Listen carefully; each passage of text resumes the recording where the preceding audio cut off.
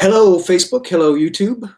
Scott Dikkers here from howtowritefunny.com, former editor-in-chief, owner of The Onion, and producer of comedy books and comedy materials of all kinds. I'm very pleased to have a couple of you tuning in because I want you to talk to me on this live video. I want you to tell me who your comedy influences are. And let's figure out if there's a pattern. Let's see who people have been the most influenced by. I think that would be really interesting. Yeah, we've got a couple of people into that conversation. And I'll fill time if nobody wants to chime in. Hey, Colin, right away to talk about my influences, because my influences are pretty varied. But I'll start from the very beginning. I think one of my first influences was Sesame Street. I think I was influenced by the fast pace and the fast cutting. Sesame Street was a very unique show in its day. It was much faster paced than any other shows on TV. It took its cues from advertising, and it decided, hey, if advertising can influence people to buy things, why can't we use the same principles to sell knowledge to kids? So thanks for chiming in, everybody. I got an Eddie Murphy. That's great. Eddie Murphy's huge talent. Amazing. And then Seth Meyers from somebody. That's so great. Amy Poehler, Stephen Colbert. Absolutely. A couple of Second City alums. And yeah, Stephen Colbert also, like Eddie Murphy, you know, such a solid talent. And then Hugh, Tina Fey and 30 Rock, big influence on you. Yeah, that's great. Some of these, so I'm so old, most of those people are my contemporaries. And when I was getting into comedy, they were not yet famous. Mary, you've got an interesting list here. Lily Tomlin, great. She was a big influence on me. I used to watch her on Laugh-In as a kid. She would do, what was the name of that character she did, who was a little girl, sat in the big chair? I remember her catchphrase, but I don't remember the name of the character. The catchphrase was, and that's the truth. The truth. She would say it with a lisp. Sarah Silverman, awesome, super funny. Amy Schumer, great. Tig Notaro. Monty Python, I'm with you there. SNL. What era SNL? I'm curious. And Paula Poundstone. Paula Poundstone was a really early pioneer in doing comedy that was from a woman but was not about women's issues. Like what a breath of fresh air at the time. Super funny, solid comedian. That's great, Mary. Mel Brooks. Okay, so there's somebody again who predates me, which is great to see. Also a big influence on me because a lot of his big movies were coming out when I was, you know, in my late teens. Young Frankenstein, Blazing Saddles, and so he was also just a part of that 50s and 60s school of comedians like Carl Reiner and some of the writers from Your Show of Shows who influenced all the comedy that was out there that I was able to see. But yeah, those are some good names. Jack Handey. Now there's a great influence. SNL writer, done some books on his own. Good one, Sam. Such a solid writer, such a great writer. His concision is just the best. He gets to the funny faster than just about anybody. And he was doing some writing for Army Man, I believe, in the 80s. Everybody should check out Army Man. It's free online now. They finally put all the editions of the publication online. It's an amazing zine, and everybody who's into comedy needs to know about it and read it because you learn so much how they were able to put together a whole publication just from some jokes. They just had great people. They were really economic with the way they put it together, and it led to big careers for just about everybody who was working on it. If anybody wants to start a publication, that's such a great inspiration. Bill Hader, now there's somebody who I also agree is super amazing and talented. Not just a great voice, which he's kind of known for, but a great physical performer and a great writer. It was so fun watching him in those writers' meetings for South Park, just riffing, and that was so cool. So yeah, big fan of Bill Hader. That's a great suggestion. Thank you, Justin. Gene Wilder and Louis Anderson. Louis Anderson from David. That's a couple of really interesting and seemingly unrelated influences. But yeah, gotta love Gene Wilder for his pure on-screen charisma and just his kind of weirdness. He was such an odd, offbeat character. In the 70s, not the sort of person you would see in movies. Like, they were just starting to do that thing where they were casting what they call in the business grotesques, people who don't look like Ken dolls or Barbie dolls in movies. And Dustin Hoffman was one of those. Al Pacino was considered one of those. And Gene Wilder was one of those. But he had such an interesting and a funny look, but so charismatic. And then Louis Anderson, great one. You should check out the episode of my podcast with Louis Anderson. He talks about when he first tried stand-up. Great story. Really inspiring. He started in Minneapolis, of all places.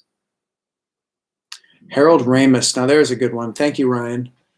Yeah, my God, Harold Ramis was part of so much iconic early comedy, like Second City TV, the National Lampoon's Radio Hour, the National Lampoon magazine. And does anybody know if he ever actually worked on SNL? I don't know that he did, but the writer-director of so many great comedy movies. They named the Harold Ramis Film School after him, which is great. But he had a sense for story and for character that was really amazing.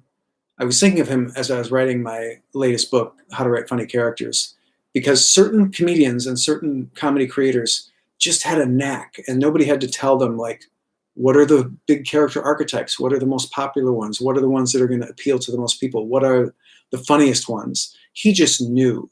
Like, people like him, Dan Aykroyd, John Belushi, and to some extent John Landis were all kind of late 70s, early 80s comedy geniuses who just seemed to get it. And it was almost like they couldn't make a misstep with some of their movies. Thanks, you, Janine Garofalo. Yeah, you cannot spell her name. I don't know how to spell it either, but that's not it. Great comedian, great actress. I wish we saw more of her now. She got political in the 2000s with Air America and haven't seen much from her. I saw her a couple of times doing stand-up in New York, and she still got it. I mean, she's amazing. What is she doing now? Anybody know what Janine Garofalo is doing now? I hope she's killing it out there. Emo Phillips. Sam, that's a good one. Because I often comment on how Emo Phillips is so famous for something that he had nothing to do with, and that is emos. People who wear black makeup and wear black clothes and stuff. He had nothing to do with that trend, and he doesn't even wear black himself, but they call him emos because of him, because I'd have to look into the history of this, but I think it's because he looks like Tim Burton, and he's geeky and weird, and it just stuck. But great comedian, really unique. If you've ever seen his stand-up, super unique comedian. Oh, another Emo Phillips from Max, and another Jack Handy from Max. Yeah, great. Tom Lehrer, there's a good one, Sam, especially if you do comedy music, obviously. Political, satirical, and you don't see a lot of people doing that in music, especially now. Edith Ann, thank you, Mary. That was her name. Lily Tomlin's character on Laugh-In. I guess she did it everywhere. not just laughing. Weird Al. Yeah, so Sam, you've mentioned a couple of musicians. I'm assuming you do comedy music. Check out my episode of the How to Write Funny podcast with Weird Al. It's a really good one. He talks about his process and how he comes up with the songs. Oh, cool. We're going back in time. Lucille Ball. Fantastic. What a tour de force performer and producer, like just a powerhouse. And Richard Pryor, obviously. Richard Pryor was a master, and I think he's influenced anyone who's ever heard him, whether we might name him on our list of influences or not.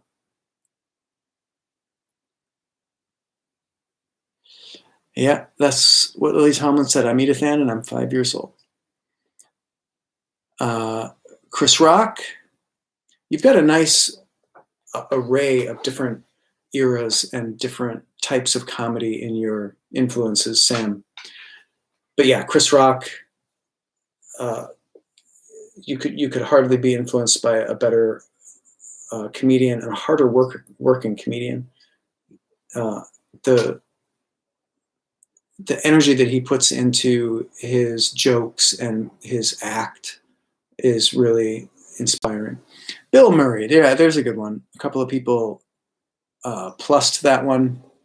I would count Bill Murray among my influences as well for the sheer charisma, because we all know that confidence is everything in comedy when it comes to performance.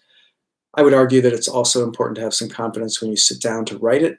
But for performance especially, people with unstoppable confidence just seem funnier than they might otherwise. And Bill Murray's got the most, it's like not abrasive confidence. It's not a sort of like alpha confidence. It's just a comfort in his own skin confidence. And he's so confident in his own ability to be funny. Love Bill Murray. And he made amazing choices too in the movies he did.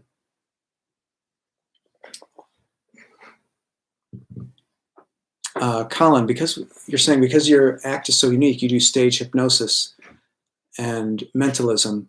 Your top 3 influences are, I can't read this, at TJ, LJ, I can't. Oh. I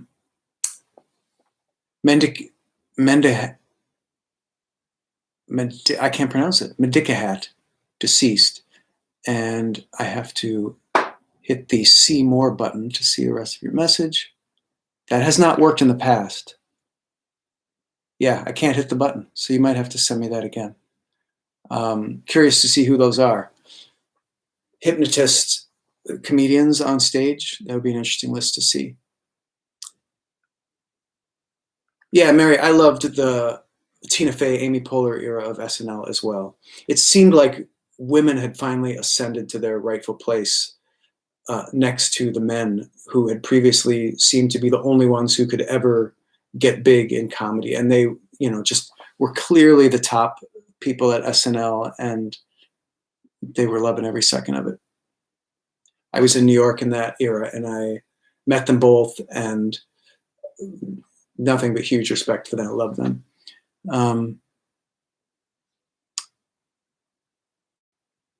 Ray Romano for his stand-up. I haven't seen a lot of Ray Romano's stand-up. That's worth checking out. Justin, you relate to Bill Hader on a spiritual level? Yeah, there's something about him. There's something about his really clear voice and comic presence that's just, amazing, one of a kind. Adam, you say when you were 5 or 6, your sister left you watching a recording of Superman, and after that was Spaceballs, Eddie Murphy Raw, and there's a see more button, and I can't make the see more button work. I would love to see the rest of your influences. Safi says, any thoughts on Jerry Seinfeld? His style is one of a kind. Yeah, absolutely. Jerry Seinfeld has also been an influence probably to everybody that has ever seen him perform. His comedy is so defining. And yeah, Beto, I agree. YouTube streams a lot better than Facebook. I prefer it on a number of different levels. George Lopez, before going to sleep, definitely has had some impact on how I see comedy. Yeah, I love his confidence and his boldness. He's another one of those people, like such an energy. And Beto also with the Monty Python. If you haven't seen Monty Python, like if you're younger, you probably haven't seen it because it came out in 1970 or so. But Monty Python were the Beatles of comedy. So if you like music, you know the Beatles. If you like comedy, you need to know Monty Python. You need to look up their show, Monty Python's Flying Circus, and watch them. It's going to be a lot of hit or miss, but the hits are just mind-blowingly great. And you realize why they're the Beatles of comedy, because they brought baby boomers into comedy. They broke the mold of all the sort of old time, nightclub type comedians and establishment TV comedians that had been prevalent beforehand. They brought fast editing. The show is still really fast paced, even if you watch it now for its time. Have I seen Auntie Donna? That name rings a bell. Is that a character that somebody plays? I think it is. Patton Oswalt, George Carlin, of course, Monty Python. Mitchell and Webb. Oh, that's a great one, Mitchell and Webb. I love I got one of their CDs. And I love were they from the Committee in San Francisco? I feel like they got their start there. And if I'm not mistaken, I think you can hear one of their voices in George Lucas's movie, THX 1138, because he cast people from the Community in that movie. Stephen Wright, Steve Martin, Mel Brooks, and Mr. Show. Michael, that is a spectacular list. I've seen your name come through the comments like 5 times just saying, Michael is watching, Michael is watching. And now you unleash this torrent of amazing influences. Those are great. Those are great. Mitchell and Webb, like just the understatedness that they could get away with being really funny and yet being so understated was really impressive. Eddie Izzard's Dressed to Kill on repeat. So interesting. He's amazing. Yeah, that is an amazing show. Andy Kaufman, Stephen Wright. Oh, Christopher, I got a see more button. Not going to work.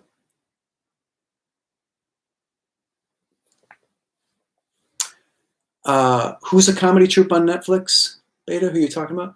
Not Mitchell and Webb. Am I thinking of the wrong thing? I think I am. Auntie Donna is an Australian comedy troupe that started on YouTube and got a deal with Comedy Bang Bang / Ed Helms. That's who you're talking about. Auntie Donna, their Australian sketch troupe. I was challenged to make myself more familiar with Australian comedy recently because I really don't know much about it. So I'll have to check that out. All of Mike Schur's work, Parks and Rec, and Good Place, etc. That's a good one. You also can't go wrong with Steve Martin and Martin Short. No, Steve Martin, Martin Short, amazing.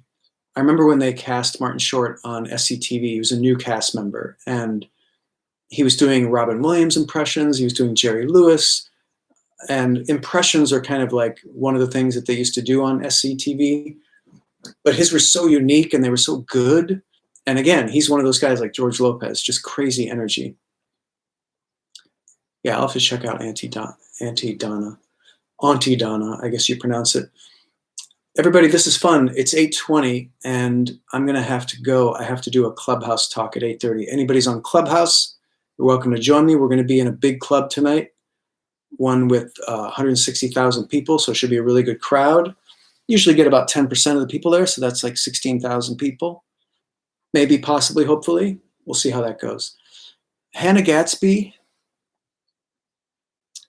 Her one-woman shows are incredible. I saw her live. What a stage presence. I'll have to check that out. I wonder if you can get those on tape anywhere.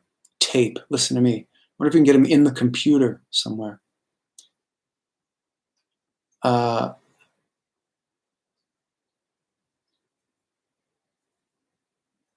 Yeah, Jason, how do you pronounce that name? I always get it wrong. Mantzoukas, um, Masukas. He's great. I agree. He's got amazing energy and he's very unique. Um, everybody that was on a Laugh Factory YouTube channel, Gabriel Iglesias, Frank Caliendo, George Lopez. I'm Gen Z. Okay, and then you get cut off. Beta, sorry, you're. I can't see. I can't hit see more on the Facebook. Harold Ramis in Stripes. Yeah, he's great in that. Plays the know-it-all archetype. I don't think I mentioned him in my character book, but Stripes I mentioned frequently in that book because there are so many wonderful character archetypes on display, and it's just a classic movie. And it shouldn't have worked. Like it really was flimsy, the story. But again, Harold Ramis, he knew how stories impacted people, and he knew how to tell the stories that we all want to see, even if we don't know we want them. Such a skill. How could you forget Gil Radner Mary? I don't know. She did die way too young and married to Gene Wilder, also on our list. Yeah, she was a huge talent, big influence on me because she was on SNL when it started, when I first started watching it. No talk show guest ever made you laugh like Joan Rivers, Justin? Yeah, she's like the female Rodney Dangerfield, like the fast one-liners that just keep coming at you, and the crowd is always like, they're never not laughing when Joan Rivers is performing. Madeline Kahn. Yeah, what an amazing, unique performer. You didn't really see much from her after the 70s. Jason is way too talented for us. Yeah, I agree. He seems like not of this world. Tiffany Haddish. Yeah, Tiffany Haddish, of course, amazing. If you're younger and she's obviously hot right now, what a great time to be influenced by somebody and to be able to have Tiffany Haddish on your list. You'd say Robin Williams, Adam, but he seems like more than just an influence. I agree. He was more than just an influence. Like he influenced everybody. He influenced me big time. I used to watch Mork and Mindy as a kid, and nobody could believe his improv chops. Like nobody could believe it. Pablo San Francisco. I have not seen him. I'll have to check him out.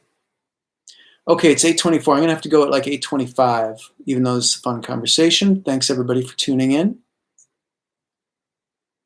Often imitated, but never duplicated. Who said that, Justin? I can't remember. Robin Williams.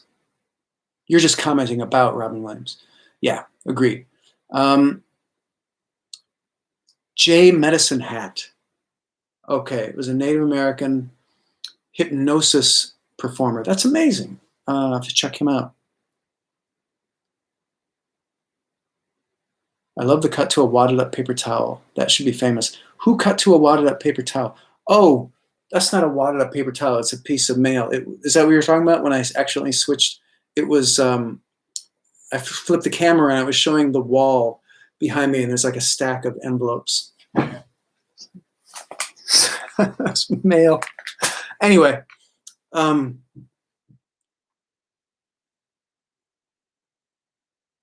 that's not what you're talking about. The Amazing Jonathan.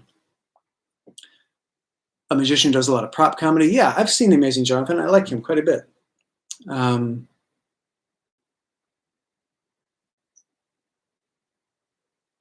How's your day? Thanks for asking, babe. It's been a great day. It was 70 degrees out. I actually went outside and felt great about it. How was your day? Sam Kinison. He sure left everything on the stage. Yeah, he gave it his all. Wonderful performer. And I loved how he lived how he wanted to live. He didn't care about what anybody thought. Maria Bamford. Great. Letterman, Conan, Carson. Talk show hosts. Yeah. Mitchell and Webber from the UK. They're on the amazing sitcom Peep Show. Then I definitely am thinking of someone else. I can't remember who that comedy duo I'm talking about from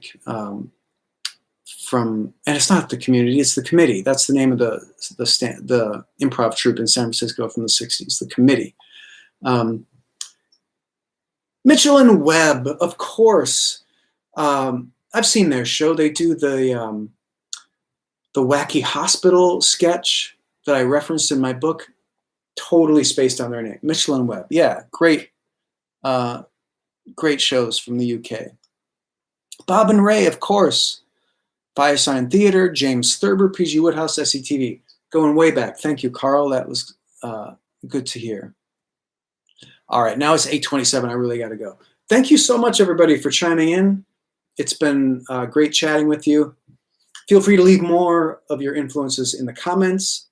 And don't forget to like and subscribe on YouTube so you can be notified of live videos and you can join in if we do another one like this, which you probably will because this is fun. All right, everybody. Have a good night. You can find me at howtowritefunny.com. And again, on the YouTube channel, it's youtube.com/howtowritefunny. Take care, and thanks again for joining.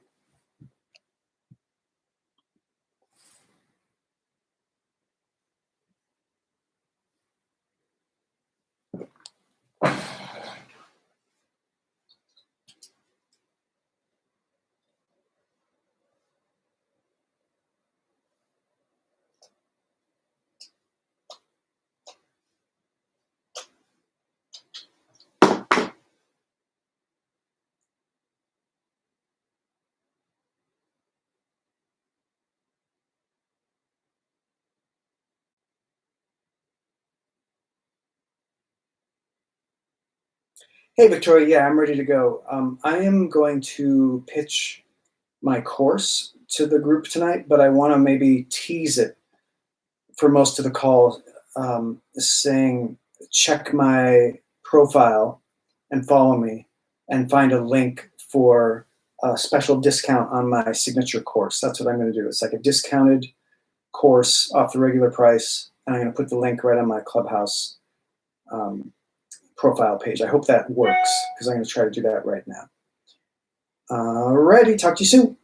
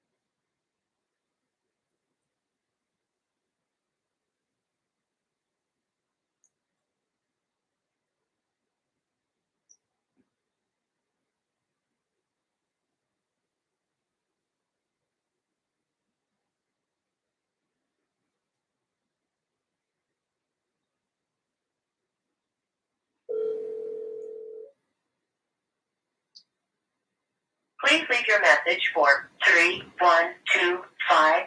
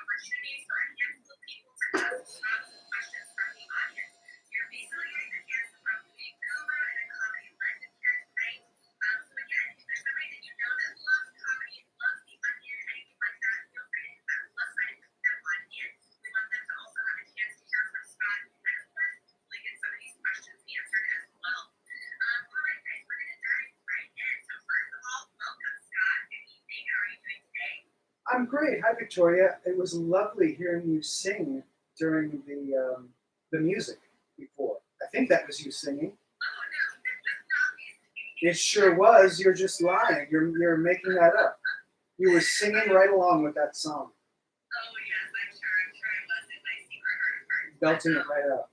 Yeah, that was actually me. Yeah, guys, that was all live. Now I wish the audio was a little bit better here in the Clubhouse situation. But hi, you, hi, Victor, hi, Sky, hi, Michelle, Nikita, all these amazing people in the room, guys. Welcome. We see you, whether you're on the top row or the bottom. Hi, Chris, Leah, Jeffrey, Chloe. Guys, we are so excited tonight to talk with Scott, the founder of The Onion. And so I wanted you to just kick the room off. First of all, Scott, I know a question that you get asked a lot is how people can break out of their day job and get into comedy professionally. So I thought that might be a good question to start off with because I know a lot of people here in the audience are not professional comedians. Maybe they dabble, maybe they had a secret dream of doing stand-up or writing, or maybe they come up with some funny ideas for Onion articles or headlines.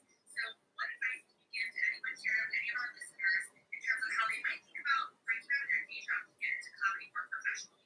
Yeah, it's a great question, and I do get asked a lot. It's part of the reason why I developed the comedy business school course that I teach to like explain to people how it really works to break into the business. It's a very unusual business, but I can share a couple of tips here in this meeting because all you people on Clubhouse, you're special. So the one thing, this might be a hard pill to swallow, but you need to ask yourself how much you want it. Because a lot of people, they get stuck in a day job that they don't like and they don't want for the money. So they have a certain lifestyle that they feel like they really should have. And so they need a job that pays them a certain amount of money.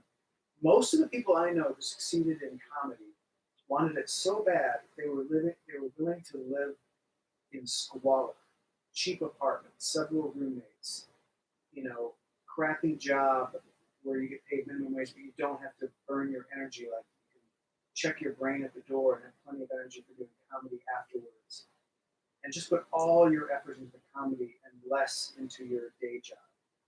So that's my first, I guess, main thing is just look at your situation and ask yourself, how much do you really want? Because it's going to be hard to break in if you don't really want it that bad because there's so much competition. That, for starters, I'd throw out that.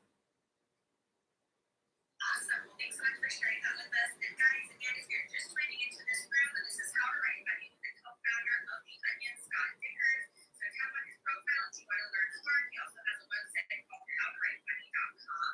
And I'm going to be asking him a few more intimate questions about copywriting and copy in general, stories about The Onion. But I will be opening up for you guys to raise your hands soon to have an opportunity to ask Scott a question from the audience. So hold tight. You will get the chance to talk to this guru and comedy legend who has really helped shape comedic news as we know it at The Onion. All right, so another question that I have to you, Scott, is can you just tell us a little bit about, can you maybe give us I know this is a condensed version, but maybe like a 2-minute rundown of the milestones in terms of The Onion, like where you started up to where it is today? Yeah, I can give the 2-second history. Started in 1988 as a college newspaper in Madison, Wisconsin. Circulation, I think, 2,000, somewhere around 2,500 maybe. And kind of slowly grew over the next few years. Started an Onion in Champaign, Urbana, Illinois. It's like our second office. We had another edition of the paper. That felt really big at the time. We started doing the radio news on a local rock station in Madison. And we syndicated that. That felt like a big growth point. Then we put out our first book. Oh no, first we went online. That was 1996. That was big, going on the internet. But we really didn't do anything different from what we were doing on the paper. And the paper kept going, obviously. And then we put out our first book in 1999. It was called Our Dumb Century. It was a big national bestseller. It was #1 on Amazon. And that felt really big. And then 9/11 happened, and that was big. It's a couple weeks after The Onion did the 9/11 issue, which you weren't supposed to do. Anybody who's old enough to remember that remembers that comedy died and you can't be funny anymore.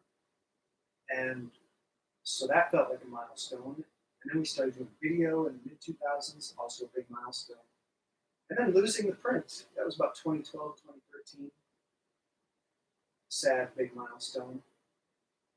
Those are the big ones, I guess, I'd say. Awesome. Well, thanks for sharing that personal history with us. And guys, if you are just joining us, this is How to Write Funny with the co-founder of The Onion and the founder of TheOnion.com, Scott Dikkers, the original comedic news. And today we're talking about comedy writing, comedy in general, or any stories that you want to hear about The Onion. So I'm going to go ahead and we just heard a little bit about Ray's history as well as some tips and tricks in terms of how to get started in comedy if you are thinking about doing it more professionally, or even if you just like doing it for fun. Scott has a lot of free information, by the way, about comedy writing. So if you are interested in that, you can visit his How to Write Funny website. It's in his profile. Just tap there and you can check it out.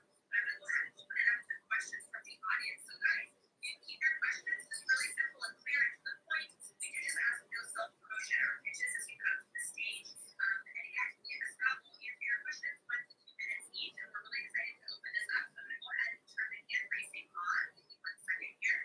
And if you'd like to come up to the stage and ask Scott a question about anything comedy writing, comedy in general, or anything about The Onion at all, we'd love to have you come on up on stage and talk to them. All right, so we will do people on up here. And as we're coming to the stage, please be sure to mute your microphones as a courtesy. And we're so excited to have you. All right, so we've got Victor, Tony, and April. So Victor, welcome. Nice to see you. What is your question for Scott? If you could just phrase that, my question is, go ahead. Victoria, always very grateful for sharing your time. So, how do you write funny in a cancel culture where everybody's not very aware and sensitive about communities that have, items very slowly? Things like that. Thanks. Yeah, good question. I don't believe that we are in a cancel culture. I believe that certain elements of the media, especially the right-wing media, are pushing that narrative to distract us from the fact that we don't have health care, we don't have a reasonable living wage as a federal minimum wage. And it just gives them some nonsense to talk about. Oh, they canceled the Muppets or whatever. So I don't feel like it's the culture at large inhibits any kind of comedy writing. You can write about anything you want. The rules are the same as they've always been, and that is comfort the afflicted and afflict the comfortable in your comedy. If you're going after the downtrodden, the disenfranchised, nobody's going to find that funny, and people are not going to be interested in your comedy. In the old days, they just called that bombing. I guess they call that canceling now. But nothing has changed. So as long as the target of your comedy is deserving, you got nothing to worry about. I've never felt this like PC pressure or this cancel culture pressure in all my years of doing the most risque, seemingly offensive comedy, whether it be an Onion or on the stage. Like I go to colleges and talk, and they're supposed to be the hotbed of this cancel culture, PC, whatever. Never felt it. Basically, always felt like I could say whatever I want. I feel like it's some entertainers looking for something to complain about, especially news people. That's what I think is going on. You are welcome. Thank you, Victor. Thanks for being here with us. We appreciate your question. All right, next up we have Tony. Go ahead. Hey, Scott. Big fan of The Onion. Thank you for pulling in on the stage. Here's my question. I'm doing some of the best satire writing that I've done in a long time. I'm having fun. I think it's funny. I think it's smart. But I'm really running into the supply versus demand circumstance. What would be your advice for folks that are trying to establish themselves or establish a brand in a satirical space on getting their stuff out there? Some of their good work and getting it in front of people that either can be appreciated or find provocative. That's a great question, and it's the central challenge of being any kind of writer, especially comedy writer. I'm not sure what you mean by a supply and demand issue, but my advice would be to write as much as you can and vet what you write before you write it so that you're only putting your effort into your funniest stuff.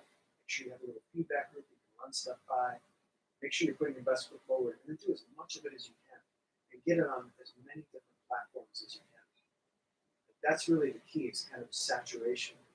That's really what works now because there's such a glut of other entertainment, and it's so easy to get lost in the shuffle.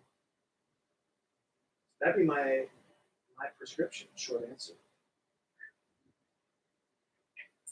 Your question, Tony? Well, I mean, yeah, I mean, I think, you know, referring to the You're breaking up there, buddy. You might want to find a better connection. all platforms, you know, trying to build a good brand. You know, I've done the paid ad route, I've done kind of the connective, you know, social networking, but, you know, I'm really proud of this work, and I really want to get it in front of as many eyeballs. And so, you know, everything you said, just naturally, just keep writing, you know, write like the ink has, you know, unlimited supply. Absolutely, and yeah, don't leave any platforms on the table. Like, put out a book collection of your work, self-publish it on Amazon. That's great visibility. Make sure you use some keyword search so your title is something that people are actually looking for. And also know that it does take time. Like, it's not going to be instantaneous.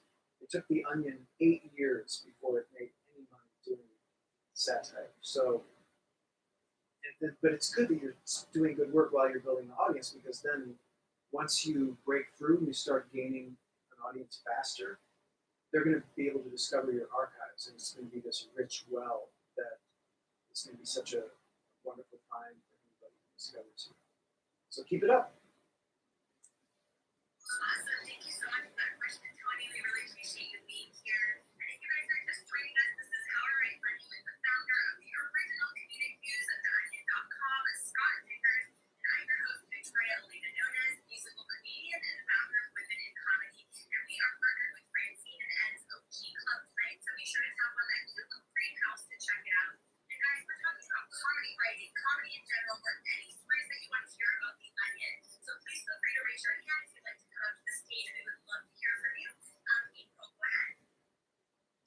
Thank you for having me. I have a question kind of more about the business side of the Onion. I know you started it many, many years ago, and you know, probably didn't always expect it to be the conglomerate it is today with AP Club and Clickable and everything else. And I guess I'm curious, like, as your role has developed and changed, kind of what your view is on the Onion as it is today. Is there anything that you wish you guys maybe would have put more effort into, in terms of like the way that it was going, or just kind of where you see the Onion going forward from here? Yeah, I'm happy to answer that. So you're right. I didn't ever think it was going to be as big as it is now. My highest hope was that it would be mentioned in the same breath as the Harvard Lampoon. Thought it was hopefully going to be a really successful college humor publication. And I will say, I was never on the business staff. I was always on the creative editorial side of things. So, you know, I can't really speak too much to the business end of it. But, and also, I'm not with the Onion anymore. I left a few years ago. So, but I see what they're doing from afar. I feel like the Onion now is a little more conscious of the business elements in a way that it never used to be. We used to print whatever we wanted. We didn't care how much trouble we got into. And I liked that, because that's what built the Onion's reputation as kind of being a fearless purveyor of satire. And I feel like the Onion is a little bit more careful now. And the business people have too much power. In the old days, it was 50-50. My business partner couldn't tell me what to print, and I couldn't tell him how to spend the money. That was our deal. Those days are long gone. Now there's like a board of directors of all these middle-aged men with polo shirts tucked in under sport jackets, and I don't even know who these guys are, and they're like coming and making decisions about the Onion. It's crazy. So it's like a big company with CEOs that don't know anything about comedy, but are making so much more money than all the writers. It's kind of sick, really. And it affects the quality. The people who are there now are doing great work, and they're still pretty much siloed from the business interests, but the business people definitely have their tentacles in a little bit too far. Did that answer your question, April?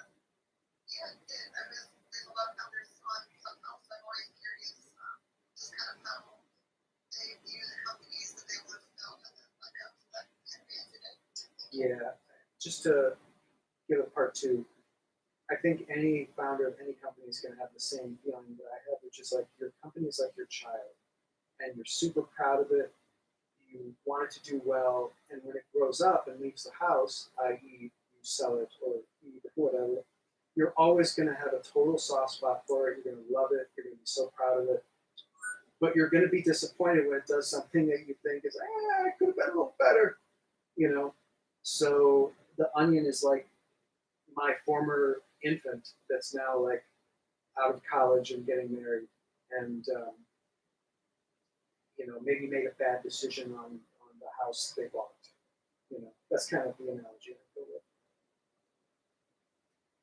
Awesome. Thank you so much for having me. You're welcome. Thanks for being here with us, April. We appreciate your question. And guys, if you are just joining us, and this is your first time in the room, this is How to Write Funny with the founder of the original comedic news at theonion.com, Scott Dikkers. So if you want the opportunity to ask a question to this comedy legend who helped shape comedic news as we know it, please feel free to raise your hand. We would love to get you up here and ask your question to Scott. Mark, go ahead. Hey, how are you guys doing?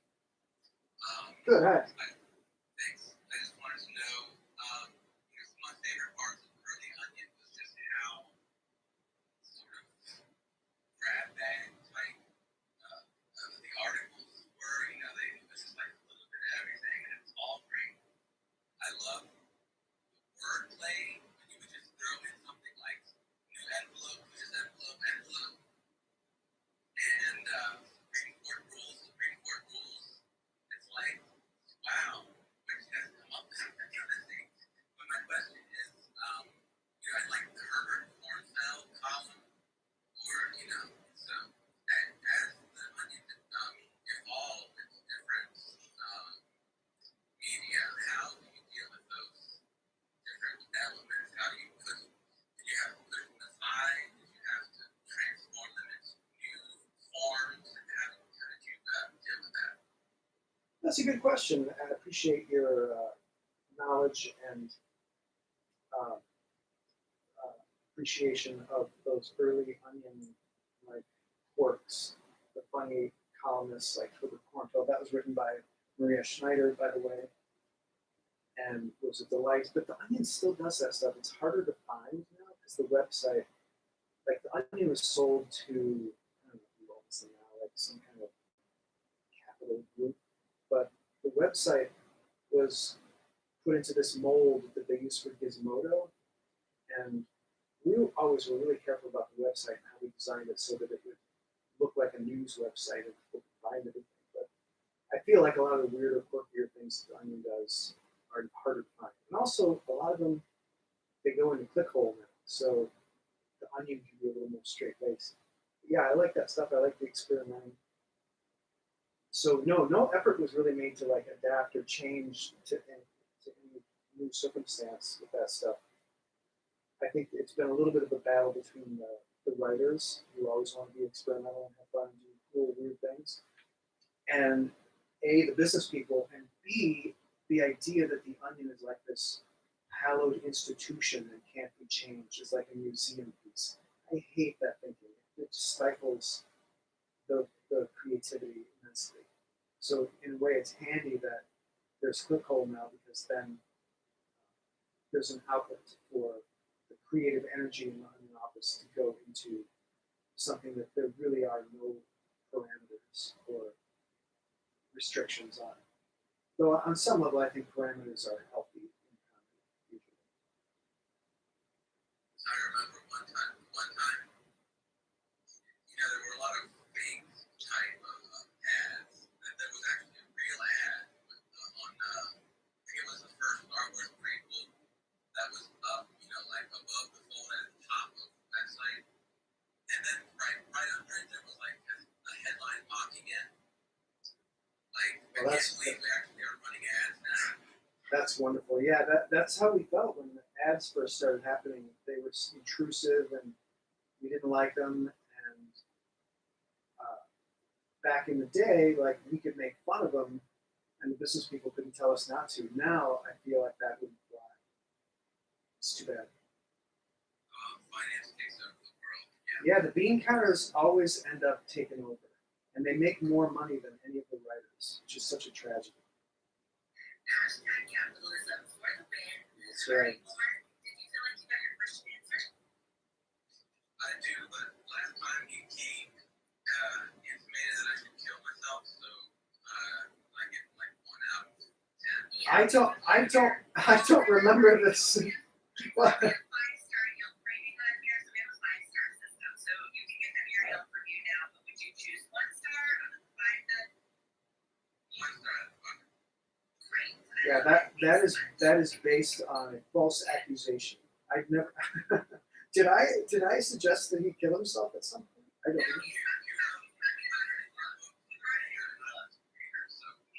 Well, I see. Okay, so yeah, fair enough. Right. Yeah. No, there's a lot of advice in that book that I would not recommend you follow in real life. It's a joke book, but I'll take that. I'll take that rating on the chin. It's okay. Yeah, we just gotta bring it down to earth just a little bit with those 1-star reviews. You never know once in a while. All right, guys, if you're just joining us, this is How to Write Funny with the co-founder of The Onion, Scott Dikkers. If you want to learn more about him, feel free to tap on his profile. And if you want to learn how to write funny, you can go to his website at howtowritefunny.com. We've got some great people up here ready to ask questions. And if you want to come up and ask Scott a question, we would love to hear from you. So please raise your hands. Don't be shy. All questions are welcome. Miranda, go ahead. Hi, thank you so much for your time and everything in this room. I'm a huge fan of The Onion. I know you're going to hear that a lot tonight, but I wanted to state that. And I also really wanted to thank you for mentioning the fact that you're not in cancel culture and that it's narrative to distract us from important facts like healthcare and how the livable viral minimum wage and we're the richest country in the world and there are people starving. My question, I know you don't work for The Onion anymore, but how is navigating when you have such a large platform like The Onion or associated with them, how do you kind of navigate the shifting sphere of what's happening in our world, what's happening politically?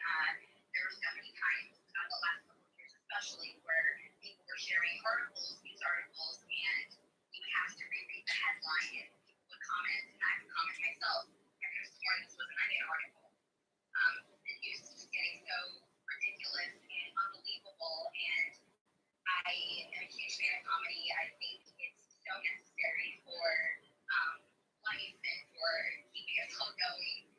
But do you feel that there's also a responsibility to kind of draw attention and highlight the fact that there are some things that are really terrible that are happening, and it's not necessarily a joke or how else you get that message across. I do believe satire is a good way of showing that. Yes. Sorry. No, it's okay. I totally get what you're saying, and I feel like there is a seething outrage in this country from every part of the political spectrum that has no voice in the mainstream media. The mainstream media is very buttoned up, and they're all multimillionaires on the news, and so they're not going to talk about it. But like, what's that statistic? Literally 50%. I think it's 50% of the American people cannot afford a $400 emergency, and that was before COVID. So, like, we're in crisis, and nobody cares. Nobody's talking about it, and I feel like a lot of comedy is too influenced by the mainstream news culture. So they're not talking about it. Because suddenly you're radical, you're too weird, you're too radical if you start talking about that stuff. The Onion is one of the few places that gets close. George Carlin used to do it, and he's gone. And I feel like there's a little bit of a hole where you're just not getting this sense of outrage anymore. And I feel like if somebody comes along to tap into that, they're going to do great.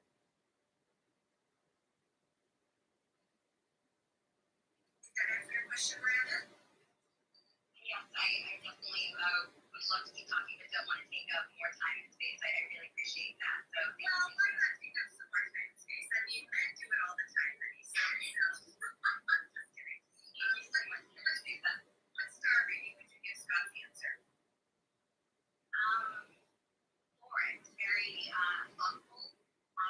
am kind of unsure of how to put that into practice. How do we kind of get others to start feeling that outrage and to tap into comedy, which is this universal language and is so relatable to people, to kind of wake up and realize what's going on. Well, Scott, you have the opportunity now to raise your star rating to 5 stars. So how do you answer?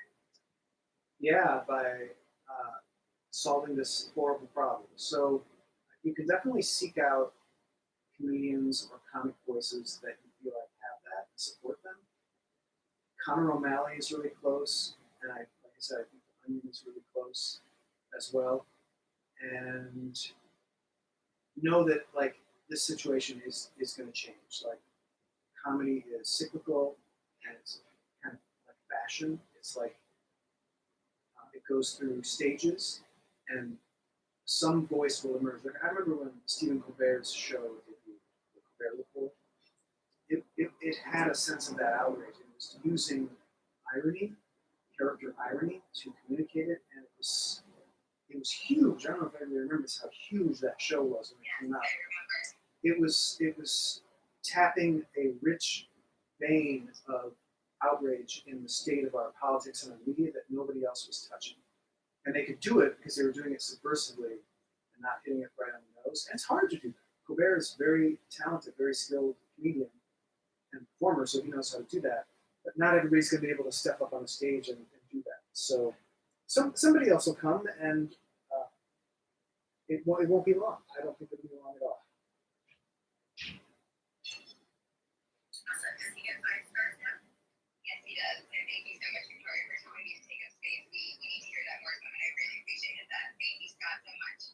You got it. You're welcome. Thanks for being here with us. We appreciate your questions. And Victoria, thank you for hosting, Victoria. Speaking of women taking up space, you're doing amazing, and you should take up more space. Oh, well, don't ask me to sing or anything. I was going to ask you to do a number from your one-woman show. Oh, yes, I would love to do a 5-minute. I would love to push everyone out of this room while I sing for 5 minutes. So actually, I have a 20-minute PowerPoint and you can't see, but No, I would love so to do it for all of you now. So. everybody, Victoria is very, very funny. She had a very funny one-woman show. She's an amazing host on Clubhouse. Follow her, and if you ever need a host for anything you're doing on Clubhouse, she's the person to talk to. She's an ace, and thank you for doing this. You're welcome. Well, thanks for being here with us and for letting me love to chat with you. We love having you here. And by the way, if you also need a host for any of your dates in real life, I would love to come with you. So just let me know if you need help with that, especially in this open climate. All right. Again, if you guys aren't joining us, this is How to Write Funny with the founder of Original Comedic News at theonion.com, Scott Dikkers, and I'm your host, Victoria Elena Nones, and we're really excited to be here tonight. We're talking about comedy writing. So if you have questions about comedy writing, maybe because something you're working on and you want to catch up a joke, or questions about comedy in general, satire, philosophical questions, or if you want to hear just a straight up story about the onion and Scott's time there, we would love to hear from you. So don't be shy, feel free to raise your hand and come on up to the stage. And next up in line, I'm definitely going to say this wrong, and I do apologize. Is it Dijon? Thank you. Welcome. Go ahead. Thank you so much. So my heart skipped a beat when I saw that the Onion was on here, and then you mentioned Stephen Colbert, and I was like, oh my gosh, my like comedy institution crushes were mentioned within a few minutes of each other. So I am loving it. I'm also born and raised in Chicago, so a lot of that pride. My question is, well, to give a little bit of a background, I have built a career on applied anthropology and studied anthropology, and now I'm applying it to solve real world problems. But what is anthropology really? It's the study of what it means to be human. And it only struck me a couple of years ago that comedians are perhaps the most brilliant anthropologists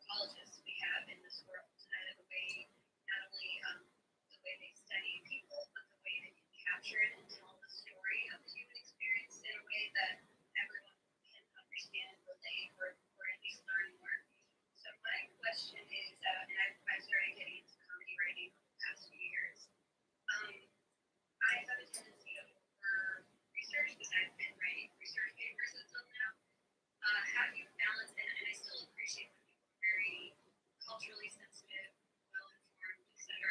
Again, that's why I love Stephen Colbert's and just do it all and be hilarious. Excuse me. So how do you balance that? You know, being well-informed, but also getting to the punchline, getting to the funny bit, getting to the game, etc.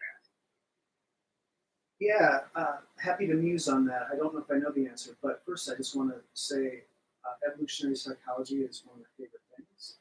And I'm curious to know if you think that comedy evolved because of sexual selection.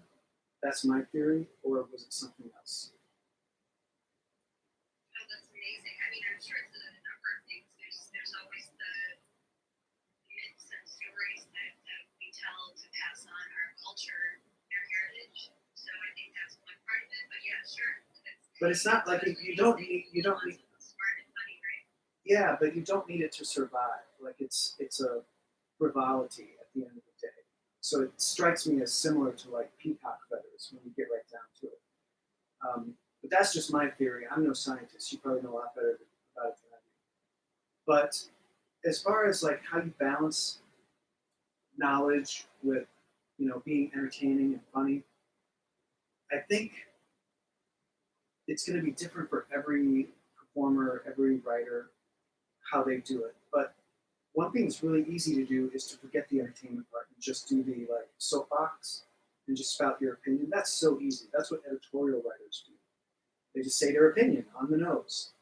Comedians have to work a little harder because they have to be entertaining and funny and get laughs. And the good ones are going to slip into their subtext, their opinions about the world and what's wrong with humanity. And they're going to serve as sort of like commentators on life and do that evolutionary service that you're talking about, like tell the stories and make people examine their life from a different viewpoint and stuff like that.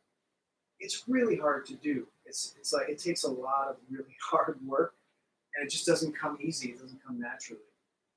So how do I do it? I guess like experience, having been doing it for so long, I've felt the sting of doing it wrong and bombing enough that it's worth it to me to do the work. And yeah, and in my personal life, like I'm not entertaining or funny. Victoria can vouch for this. I'm a bore. He's very boring. And He literally eats the most boring food. yeah, yes, I do. So that that's I do that so I have energy to do comedy, and so my comedy has my more vital energy, and for the rest of me, I'm just relaxing. I'm just like the quietest person in the room. Steve Martin was similar. A lot of comedians are like that too. Like you can call them shy or reserved in their personal lives, and I think that's probably why they're putting all the energy into the comedy. So those are a couple of ways that I do it.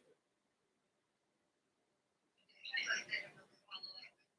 When you say do the work for you personally, like, is it an epiphany, a feeling where you say, okay, I hit the best part, this joke is perfect, or this joke is naturally bad, etc. Like, how do you personally know? Yeah, so doing the work is literally getting down, nose to the grindstone, working through the material, writing and rewriting, writing more so that you have more raw material to sift through to get the good stuff. And it's just hard. Like it's so easy to just say, it's good enough, and take a break. And there's so many distractions in the modern world that are dying for us to pay attention to them instead of the work. There's so many shows on Netflix and movies you can stream. Like how can someone? It takes so much discipline to actually do that work. So like I'm saying, having felt the sting of failing by not doing the work is a big motivator for me. And if you don't have that in your background, it might be really easy to not do it. But yeah, that's what I mean by the work. It's really just like putting in the hours in the chair with the pen. Awesome. Well, did that answer your question? Absolutely. Thank you so much.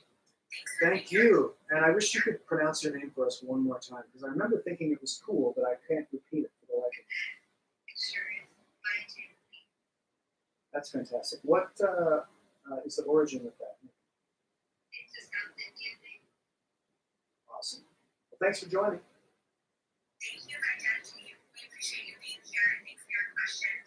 All right, guys, again, if you're just joining us, this is How to Write Money with the founder of theonion.com, and we'd love to get your questions first on, so feel free to come up to the stage if you have a comedy question. We've got a lot of great people here waiting on stage, so I'm just going to kindly ask if you guys can clearly and quickly phrase your question as my question is, and get right to the question. And then Scott, if you would be so kind as to just chime in 1 to 2 minutes so we can make sure we get to everybody, that would be amazing. All right, Lauren, go ahead. Scott, so I'll ask a question specifically About what? Joke writing. Sure. Yeah. joke writing. Yeah, I feel like you might know a thing or two about it. I know a thing or two. When you're so when you're doing like written material, once you get published, it's kind of out there, and always get this like fear of like, oh, if I think of something, a better way to say the same joke, another joke can add to that. Every time I write jokes, I like word like add more jokes or say differently, turn it around. At which point do you decide that this joke is good enough? Because at that point, the joke is not funny to you. I don't like really trying to turn every possible like best comedy to be everything with that. And how do you pick what's the best version of the joke and feel confident getting published? That is a great question. It is different for writing as opposed to performing, because for performing, go out there and try it when you feel like you got it as best as you can get it, and the audience will tell you whether it's working, and they'll tell you whether you need to go back and workshop it. But in writing, like you can rewrite it, you can pull it back after it gets some reaction and tweak it. So for me, the only determining factor for when to stop and when to say it's good enough and put it out is when I've hit the deadline. Whether it's the publishing deadline, usually it's a publishing deadline, or it could be a delivery deadline to someone else, to an editor, something like that. That's it. Deadlines are critical. If there's no deadline, I'm gonna tweak that forever. I'm never gonna stop tweaking it. So just be a slave to the deadline, just put it out. And if you don't hit it, it doesn't work, get them next time. Like that's really the best way to handle it. So you don't think of some comments like publish a joke that sounds better or it doesn't work, put it back, rework it, and just publish it again. Oh, I think that's fine. I would totally do that. Yeah, I've deleted tweets before if I thought of a better way to word it. Like, who cares? So yeah, I would totally do that. Sure. Good luck. Lauren, thanks for your question. We appreciate you being here. All right, David, go ahead. Thank you so much. So, first and foremost, big fan. I was actually introduced to Thor satire by Onion back in the 98 in the high school with the Congress Passed Americans with No Abilities Act, which is actually on Wikipedia page. So my question is, back in the early days when you came up with this idea, how did you get over the fear of what now is known as cancel culture, right? The fear of people, thinking, hey, that's not something to laugh about, right? Plenty of comedians have said everything can be funny, but few take the risk to make a joke about everything. Yeah, I did talk about this a little earlier, but I will say, just to one up that thought from before, I feel like if you're not offending someone with your comedy, you're not doing comedy right. Because if it's totally acceptable and appropriate to everyone, who's interested in that? Who wants like really appropriate humor? I don't. That's crazy. So I don't have a problem with it. It's a short answer. I don't really have a problem doing comedy. And I never have, because we would always get angry letters at the Onion in the early days. And it was kind of a badge of honor. It was like, oh, we're getting to people. Great. That's awesome. Thank you. Thank you, You're David. Thanks so much for joining us. All right, guys, I'm going to go ahead and just move some folks out to the audience. Thank you, Miranda, Jackie, Lauren, and David. We appreciate you asking your questions. This is no shade to you, just making some room so you can easily see who's up here on stage with us. But please stick around. We'd love to have you keep listening in with Scott here. And again, we are just hanging and having a blast asking all kinds of questions about comedy writing, comedy in general, or if you just want to hear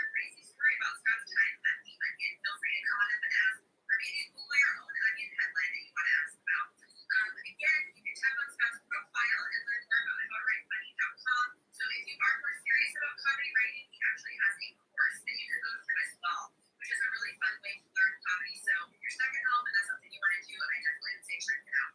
And Victoria, just to add on to that, I put the link to my How to Write Funny course in my profile on Clubhouse. And there's a special discount for people listening now that's going to expire at midnight tonight.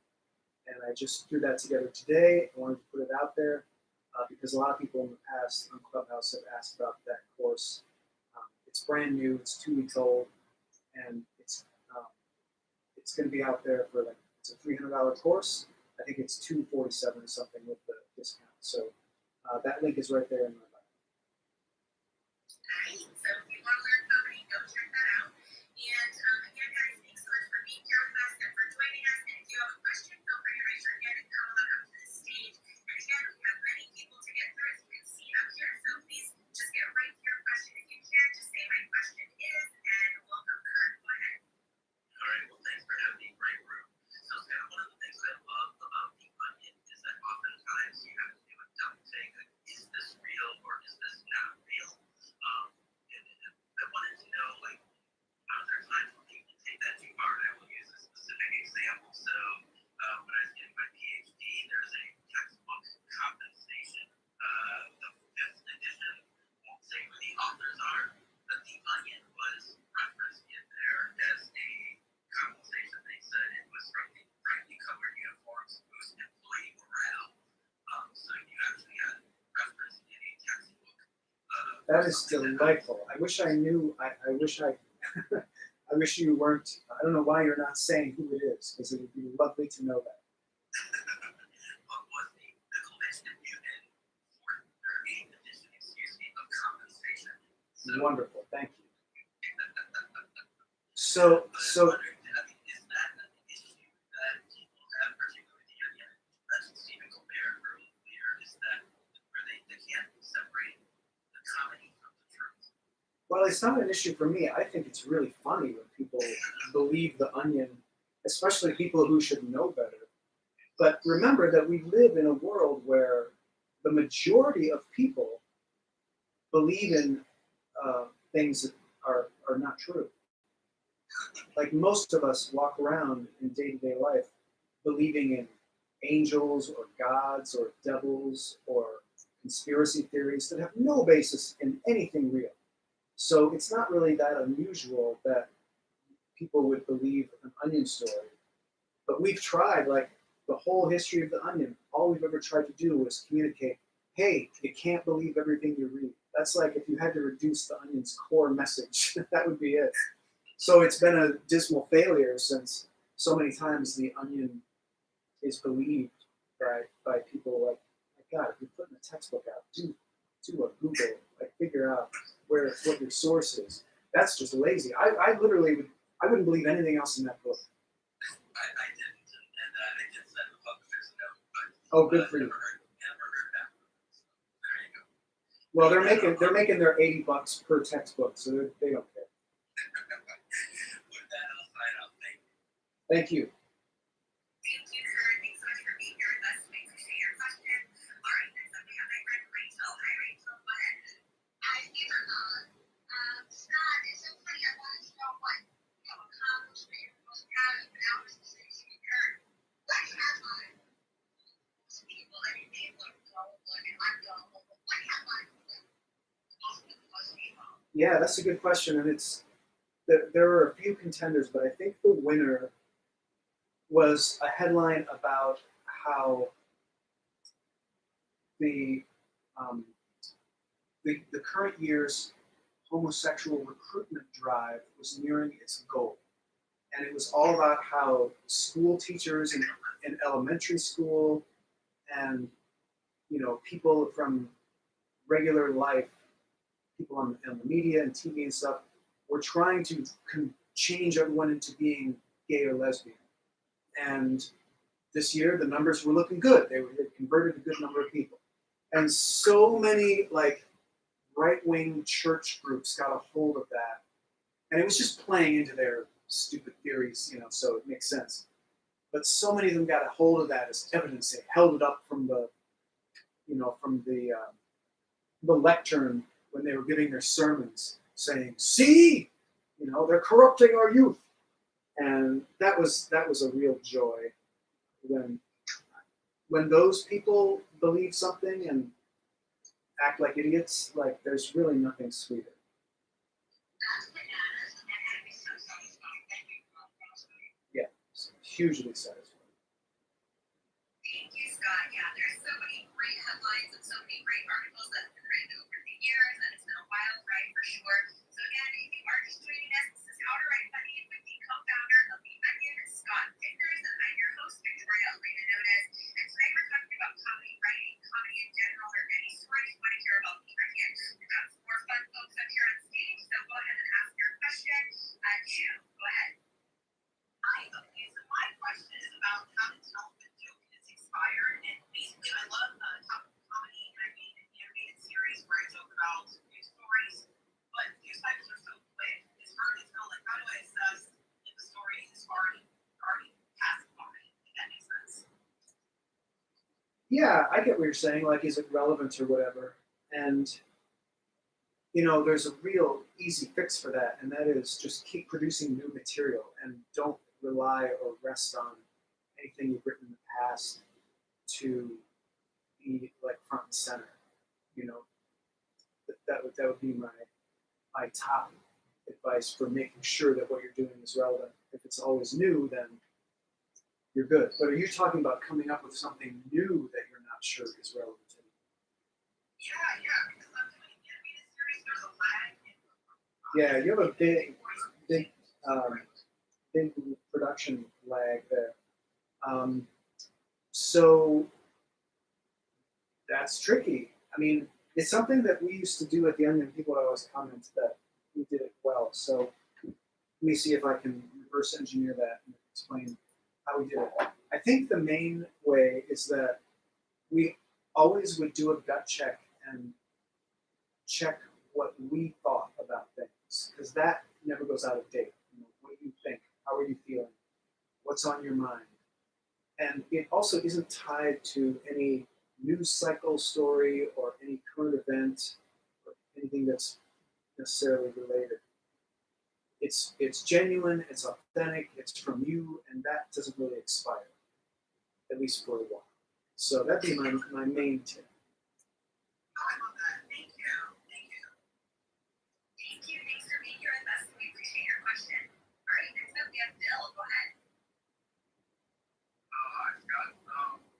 This sort of works into the answer you just gave to the previous question about topical comedy, but I'm wondering if you could talk a little about the process that The Onion went through after 9/11, when you put out, I think, perhaps was the first edition that actually was published. Yeah, it was the first. It was the first edition in New York, and it was The Onion took a week break, so I was taking a hiatus at that point. But all the people who were there were people that I had hired, and they were like my team. I was incredibly proud of the work they did.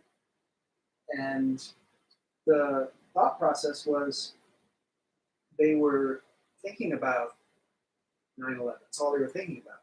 And the idea of doing an issue of The Onion where they didn't talk about what they were thinking about, referring to what I was saying previously, like you have to do a gut check and ask yourself, well, what am I thinking about? What's on my mind? That was the only thing on anybody's mind. So the whole issue had to be about that. It was the most honest approach. And they were really scared. A lot of them were scared that this would be the end of The Onion and nobody would want to hear this, because Janine Garofalo got in some trouble for telling a 9/11 joke in the first couple of weeks after 9/11, and so it was touchy. But yeah, they did an amazing job. Thanks. I don't know if all of it is still accessible online, but if people haven't seen it, I know the front pages, and it's really brilliant writing, and it still holds up, even though that's a topical issue that was published years ago. Yeah, that's the point too about the topicalness. Like, Monty Python was a big influence for me, and they were doing topical humor about local UK politicians in the late 60s on their show. I discovered it in the mid 80s. And it felt totally relevant to me because as writers, they had a way of tapping the core character traits of elected officials, let's say, or public figures, and making character archetypes out of them and making jokes about that so that it was incredibly relevant no matter when you were seeing it. It didn't matter. They were almost interchangeable, the individual people. So yeah, I totally agree. They did that because that's what we do at The Onion. And so the outrage and the confusion and all those feelings are like real feelings. It doesn't matter really what the specific current event is that they're tied to. Sure thing. Thank you. Thanks for being here with us. We appreciate you. All right. And just want to say thanks so much to Kurt and Rachel and June and Bill. Thank you so much for coming up here and asking Scott a question. We appreciate you. I'm going to go ahead and move you guys back to the audience. And again, this is no shade to you. Just making some room up here so that we can get through the rest of these amazing questions. And guys, if you are just joining us, this is How to Write Funny with the co-founder of The Onion, Scott Dikkers. And if you want to learn more about How to Write Funny, just tap on his profile. There's a link in there with some free tools and tips and courses, all kinds of cool stuff. So we would love to get your questions in, or we've got some more folks up here on stage. Is it Kauser? I apologize if I said that wrong. Please correct me. You're totally fine. Yeah, it's Kauser. Hey Scott, so as far as kind of comedian, I find a bit overwhelmed when I'm trying to actually like write a set. I have so many notes that I take in my notepad, but when it comes to crafting a story, I guess being improving about the approach, is it better to figure out like writing one-liner jokes, presenting it, getting feedback on that, or is it better to just work on stories and presenting that? I think for me, in discussing with someone else, we're funny to people around us that know us, but it's a different level of being funny, obviously, to people you don't know. So I guess how do I work on building that presence? That's a great question. Really great question. So stand-up is not my primary mode of doing comedy. I've certainly done a fair amount of it, and a lot of public speaking, where I try to do original comedy for usually the first 5 to 10 minutes, just to stay fresh with that. But I do have thoughts about it. I feel like any stage time you can get is good stage time, regardless of what you're doing.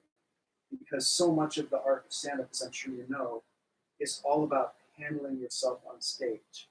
It really isn't as much about the jokes, because someone who handles themselves amazingly on stage can say anything and it will work, because confidence is what makes someone funny. So if you've ever watched Jamie Foxx's stand-up, he's just amazing. The crowd eats up everything he says. But if you looked at it, if you looked at the words, the writing, Jim Carrey, same thing. If you wrote it out, it wouldn't be funny. It'd be like, what? This is a joke? This is fun. I don't get it. So I wouldn't sweat it. I do a little of both, but focus mostly on like building your confidence on stage. Awesome, thank you. You're welcome. Thank you. Thanks for being here with us. We appreciate it. All right, Alexander, go ahead. Hi, Scott. Hi, Victoria. Thanks so much for your time. This is my first time participating in a Clubhouse chat, and you guys are setting the bar pretty high, so thank you for that. Awesome. Welcome. We're so glad to pop your cherry here on Clubhouse, and go ahead and continue speaking. Thank you. So for me, I find that comedy and writing or being funny for me is a really creative exercise, and sometimes with that, it can be difficult to sort of be funny or on command, and sometimes I feel like I'm in a really creative space, and other times I feel like I don't have that energy.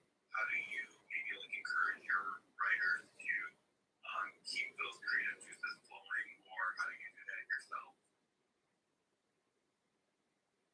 Boy, so I mean, I have a number of different ways of doing it myself. As far as other writers, like giving them a deadline and a job and forcing them to produce, didn't work at first. It was a thing where if people didn't feel like writing that day or that week, you'd be like, "Oh, I didn't write my story. I just wasn't feeling it," and the editor would just write it for them. And those days were awful because the editor ended up just writing the whole paper. And that started to change in like the mid 2000s. There's this guy, Mike DeCenzo. He's a writer on Jimmy Kimmel's show now. And, I'm sorry, not Jimmy Kimmel, Jimmy Fallon.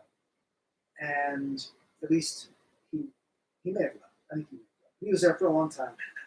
And I can't keep up. But he was such a hardworking, dependable writer.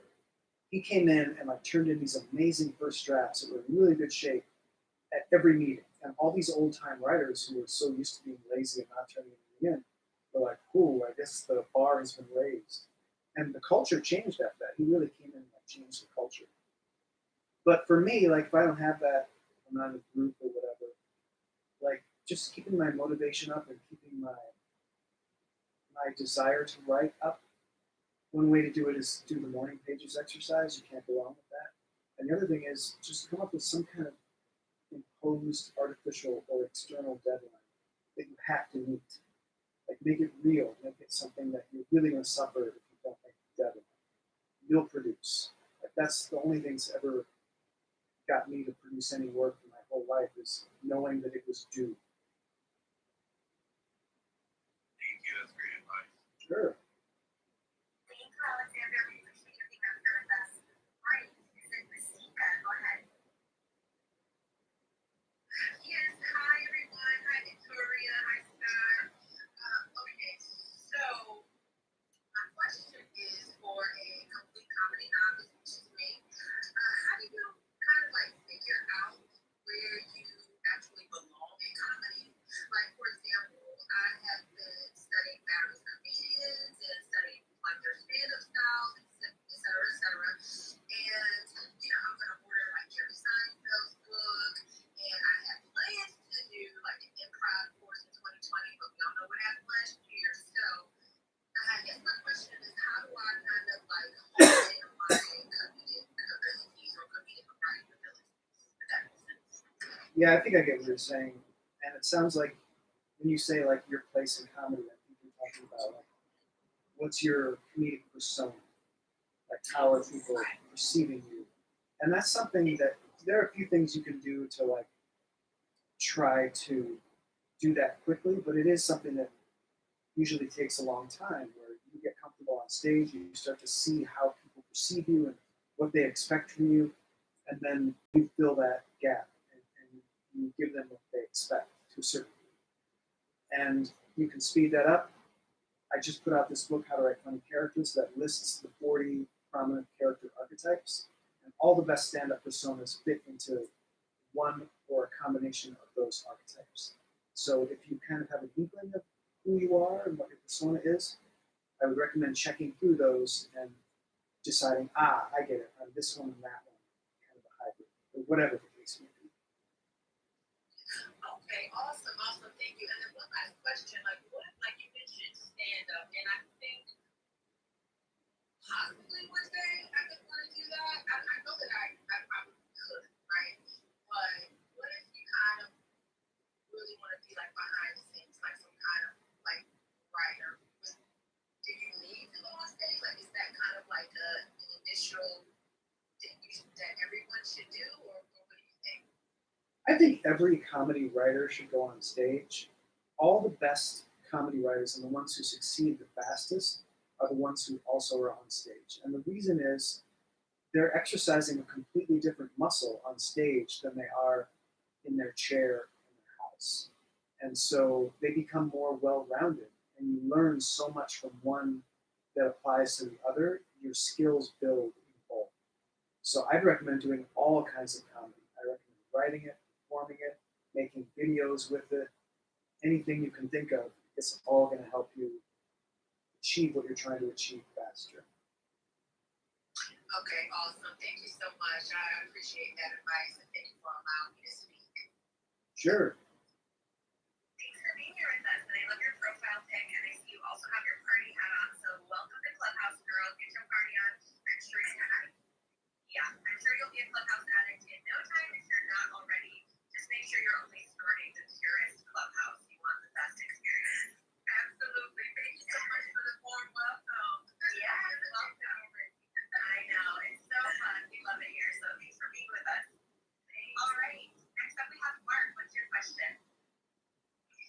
so I'm just really curious. What is it you think that really made the Onion successful? Like, what was it, the headlines, the writing, the pictures?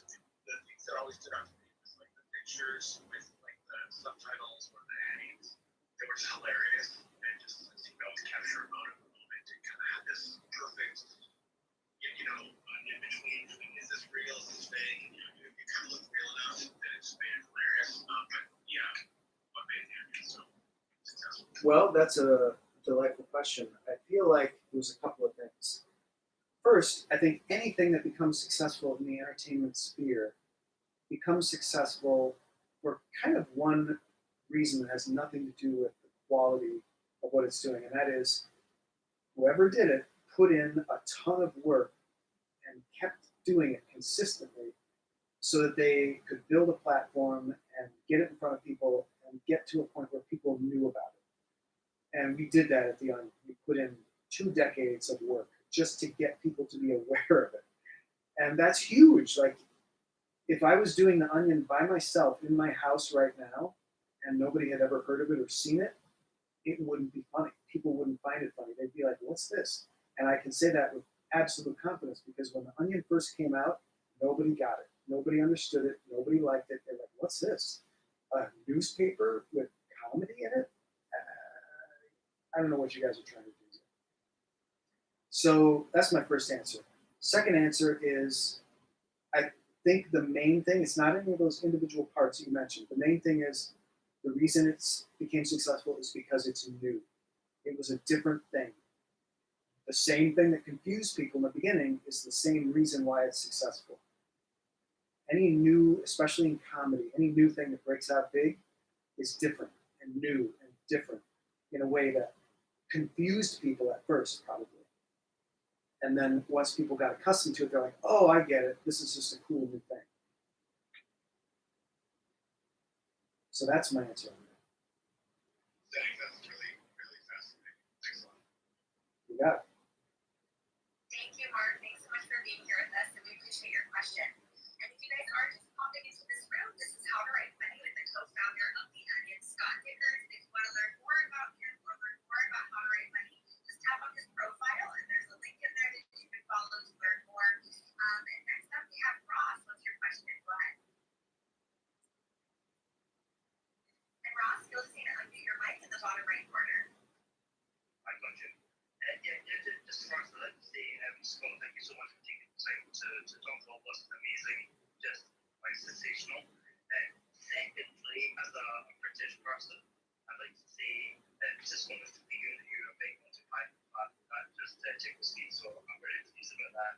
And then my actual question is, I guess when reality becomes like so bizarre, so outrageous, how do you begin to satirize it? Does that make your job harder? And how do you look for angles to get in there? Well, first of all, it wasn't just Monty Python.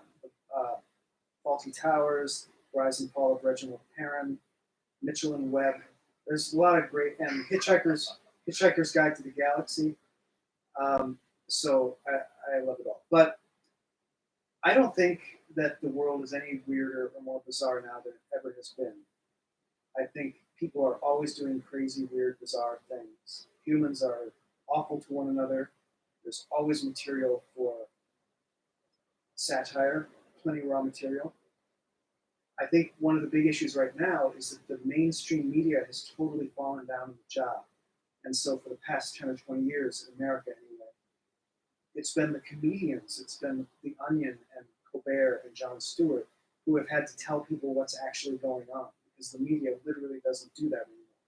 They're just a mouthpiece for their corporate owners. They're just trying to maintain the status quo. So they're not really giving you any information. And that makes the world seem bizarre. It makes things feel very strange when you literally don't know who or what you can trust for information. And obviously Trump didn't help. Yeah, well, I agree with all that. I love your work. Fantastic. Thank you very much. I love your accent. Yeah. here with us. And that was it's Irish. That's not English, but I know it's all the UK. Oh, Scottish. I thought it was Irish. You're totally right. Oh my God, I'm embarrassed. You Scottish. should be embarrassed. You have 1 star. Scottish, yeah. And my name is Scott, for God's sake. For God's sake. All right, well, I forgive you. I forgive you. Thank you. you're The forgiven. Scottish accent is better than the Irish accent. All right, well, thanks for being here with us, Ross, and thank you so much for your question. We appreciate you. And I see that you are also new to Clubhouse, so welcome. Keep partying on. All right, next up we have Brianna. What's your question? Hey Scott, hey Victoria, thanks so much for your time and for hosting this room. I have a short question. I just want to know, why did you choose the name The Onion? Is it because, like satirical jokes, onions have layers, or? No, the Onion was named before we knew what satire was. We were just doing kind of sophomore humor in the beginning. It was named The Onion because it was a newspaper. Newsprint was the only paper that we could afford to print on. We wanted to be on slick, glossy magazine stock because it was supposed to be a humor magazine. But all we could afford was newsprint, which is a great embarrassment to me. But because we were on newsprint, we figured, well, we better do news parody because function kind of has to follow form. And The Onion just seemed like a good name for a newspaper because it's like you peel back the layers to get at the facts. I don't know why other newspapers aren't named The Onion, or why they weren't before. They can't now, which is pretty awesome. We ruined it for all time. But the other reason that name came about was because one of the founders, Chris Johnson, used to eat raw cut up onion on a piece of untoasted white bread for breakfast. Disgusting. Yeah, it wasn't pretty. Miss Boy. The baby Miss Boy. All right, well, thank you so much, Counselor Alexander, Mystica, Mark, Ross, and Brianna for coming up here and asking your questions. We really appreciate you. I'm going to go ahead and move you guys back down to the audience. But again, no shade to you. Please stick around. We're going to have some more great questions from the audience momentarily. And guys, I will be opening it up for you to raise your hand. So if you have a great question for Scott, we'd love to hear it from you. So be thinking of what you might want to ask him. This is your chance to talk to basically a guru in a comedy blended. It's called Shane's Comedic News as We Know It. Many of the people who work for it and Scott have gone on to do things like The Daily Show and Redemptress and many other comedic news type shows and sites that you are probably fond of today. So, what I want to invite everyone to do this time is if you know someone who could be in this room that might have a question for Scott or just loves comedy or is thinking about going into comedy, go ahead and hit that plus sign and invite them on in. We'd love to get them up here on the stage if they want to ask a question to Scott. And if you're not already following Scott now, you're going to want to tap on your profiles and tap that bell icon. What that's going to do is let you know the next time they run any rooms with Scott here on the Clubhouse. So if you're wanting more time with him or getting to know more about comedy writing, The Onion, we would love for you to come and hang out with us in any of the rooms that we're doing. And by the way, there is a lot of free information actually about comedy writing at his website. And I encourage you to check that out. So if you are somebody who's like newer and it's something that you want to get into, again, go get those free tools because access to that is literally this guy's brain's been around and doing this stuff for years and years. So you're going to want to take advantage of that free stuff that he's getting out to people. Thanks, Victoria. That's howtowritefunny.com, by the way. And I want to say too, everybody follow Victoria and check out her trailer for the show Run that she did. It's a fascinating show. I saw it at the premiere in Chicago, and it's about women who try to get other women to run for office. A reality show, and they did a great job. And Victoria's amazing. So check that. There's a link to that in your bio there, Victoria. Yeah, I think Oh, awesome. I think the trailer link's in my bio, but thank you so much. That's so sweet of you to say. Yeah, and you know what? It's Women's Month. It's Women's History Month. So what better time to see women empowering more women? And that's something I'm super, super passionate about. So, guys, again, if you are just joining, I'm going to go ahead and turn the hand raising back on. So if you do have a question, we would love to hear from you. We've got time for some more questions if you want to raise your hand and come on up. And while we get some folks in the queue to raise their hands, I did just want to ask a quick question to you, Scott. So I know, obviously, just so you guys know, Scott and I actually met years ago in Chicago, and I took a comedy course from Scott. So that's actually how we developed our friendship and got to know each other over the years. And we had actually membership. And again, he eats a lot of really boring food and drinks a lot of basic water, and he goes to bed at like 8 o'clock. I just learned so much about him for this time. But in any case, what I wanted to say is that I know that Scott has a comedy course right now. Scott, I just wanted to know a little bit more about it. I don't know, like, how does that compare to what I learned in terms of like the in-person class versus what you're doing online now? Yeah, so the class I offer online now is just a slicker, updated version of the same class that you took at Second City. It teaches the basic fundamentals of comedy that anyone can learn. And a lot of people took that course, were able to go off and start professional careers in comedy. So it's a real great brain dump of all the essential comedy skills that you need. And it's good for a seasoned person too to like sharpen the saw. So all kinds have taken it. And I have a special link in my profile here on Clubhouse for the course. You can go there and get the course for a little discount just for you guys. So thanks for mentioning that, Victoria. And I was delighted to have you as a charter student at the Second City. Yes, I was one of the guinea pigs basically as we're developing new coursework. So, and I turned out not funny at all. So, You worked great. but actually, I do use a lot of the book that Scott wrote, The How to Write Funny. I have actually used that for a ton of my comedy writing stuff because he basically distilled like all of the like filters that they would use in the onion to write funny headlines, and it's like literally my comedy bible. If you guys don't have that book, you should absolutely get it. It's so inexpensive and it is life changing and it's so helpful for anything you're writing comedy, especially like you guys are doing like branding. Like I've actually written funny videos for people's companies and things like that, and just having again, comedy is a skill, guys. So if you didn't know that already, a lot of people think it's a quote unquote natural talent. No, it is a skill. It is something that anyone can learn. And some of the best comedians, again, they study comedy, they learn comedy, and and you can do that with Scott. So again, if you are just joining us, this is How to Write Funny with co-founder of the Onion, Scott Dikkers, guys. We are with a comedy guru and legend, and we're going to take some more questions from you here in the audience. Thanks for sticking around. Thanks for listening in. We cannot wait to hear from you. So if you can try to keep your questions short and to the point, we have a lot of people to get through. I want to be respectful of sharing space and time. So if you can just quickly say, my question is, and then Scott, if you can keep your answers around 1 to 2 minutes, just so we can get through everybody, that would be fantastic. I'm doing amazing with that. Thank You you. are doing amazing. Brevity is the soul of wit, and you are spraying it. All right, so next up we have Morris. What's your question? Go ahead. Hi. My question, Scott, for you. What would you say is your, I guess either philosophy or theory on the fundamental design of a joke structure? Oh, what a fascinating question. My theory or philosophy on that is that there really is only one thing that a joke needs, and beyond that, any structure can work. Like, I'm a fundamentalist and not in the religious term. I'm talking about for comedy, I feel like something fundamental is really the only thing that's going to work. Because if you start having too many formulas and molds or rules, things have to fit in this way and that way and this way, then you're boxing it in too much. And comedy should not be boxed in. So the only fundamental thing that comedy requires is surprise.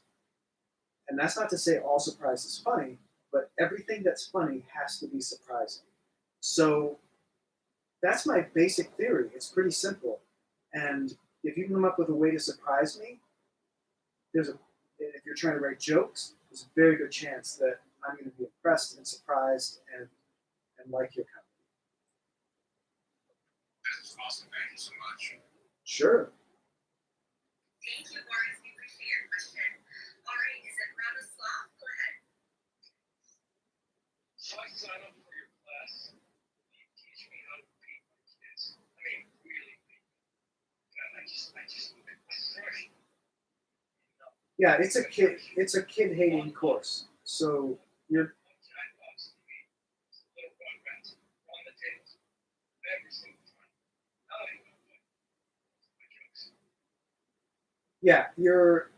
you're gonna learn how to tell jokes about beating your kids better.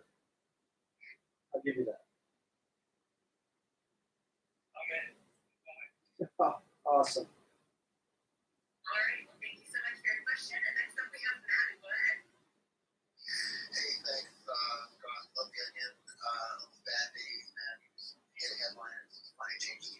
Thank you. They're going through a really nice phase right now. Some really great headlines. Oh, it's great. I got a sister, and whenever like we were having one of these days, just to share headline each other, it was killing. My question is this: I've got a daughter who's 18. She's always been like the funny kid, and she gets stuff, twist angles on stuff so fast and funny. And I'm like, hey, you gotta do like YouTube channel or something. But something else. She's dad. It's not funny because it's situational. Because we're in the living room. I can't just do that and put it, out there, and then it would be funny. I think that's the thing. That's the craft. Is that these people that do it, they get it out there. So your advice, when I can say, hey, honey, I talked to the enemy guy, and he said, do this, and she comes to be able to say, well, do that. But what's the trick to take what they say in the situation? How do you make it funny? I love this. I love this question. First of all, I must say that your daughter is already a comedy genius because she understands the concept of context, which is everything in comedy. She's right. Something funny in the living room is not going to be funny on YouTube. And something that's funny on stage is not going to be funny in like a business meeting or at a funeral. So she gets that, and that's fantastic. I am confident that she can easily grasp the difference and create something funny within the context of YouTube. I'm not worried about that at all. So tell her that I have faith in her. And what you said too, I want to touch on that. The people who succeed at doing anything, but especially comedy, are literally the people who put it out there. There's a lot of people who are really funny who don't put it out there because they're nervous, they're scared, they don't want to fail. There's all sorts of reasons. But the percentage of the population that's incredibly talented and funny is the same in people who don't do comedy professionally and the people who do comedy professionally. The only difference is people who do it professionally literally just decided, okay, I'm doing this, I'm putting it out there. So I hope you can get her over that. Well, and you see that, right? You see that in, the party, so he's a funny guy. Yeah. He's not another guy who's going to put himself, she's not the girl who's going to put herself out there and take a risk. And the person that might be so half as funny, they're going to work really hard. It's like politics. It's like if you want to be president, you probably shouldn't be. And for comedy, it's like, yeah, some of the funniest people are too nervous or scared or sensitive to ever put themselves out there. It's a tragedy because we've lost all their great jokes that we might have heard. Okay, yeah, let him know. The guy says you can do this, so I appreciate Yes, that. he says you can do this. You must do this. Perfect. Thank you.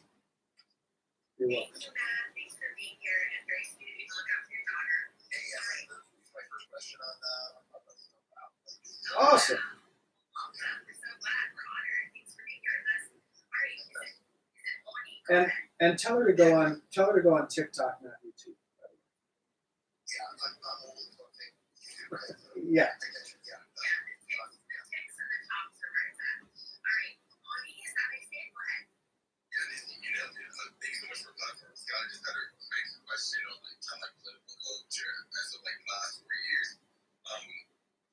When Trump got in office, the one thing I thought was just utterly hilarious was it's the funniest thing I've ever seen on the planet.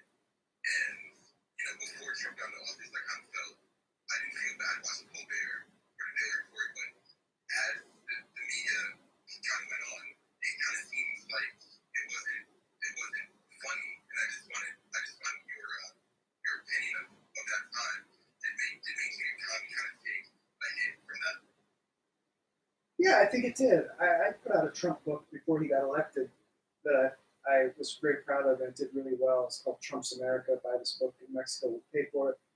And a lot of the predictions in that book have totally come true. And it's a beautiful full color book with a lot of great charts and gags and stuff. But so many of the other people in comedy were so outraged by Trump. Because comedians, especially satirists, they don't like fascists. They don't like authoritarians. So they got really soapboxy. And they had a really hard time being funny. Tony Attemanek is one of the few people who was incredibly funny. He did the President Show on Comedy Central. And I thought The Onion kept up pretty well.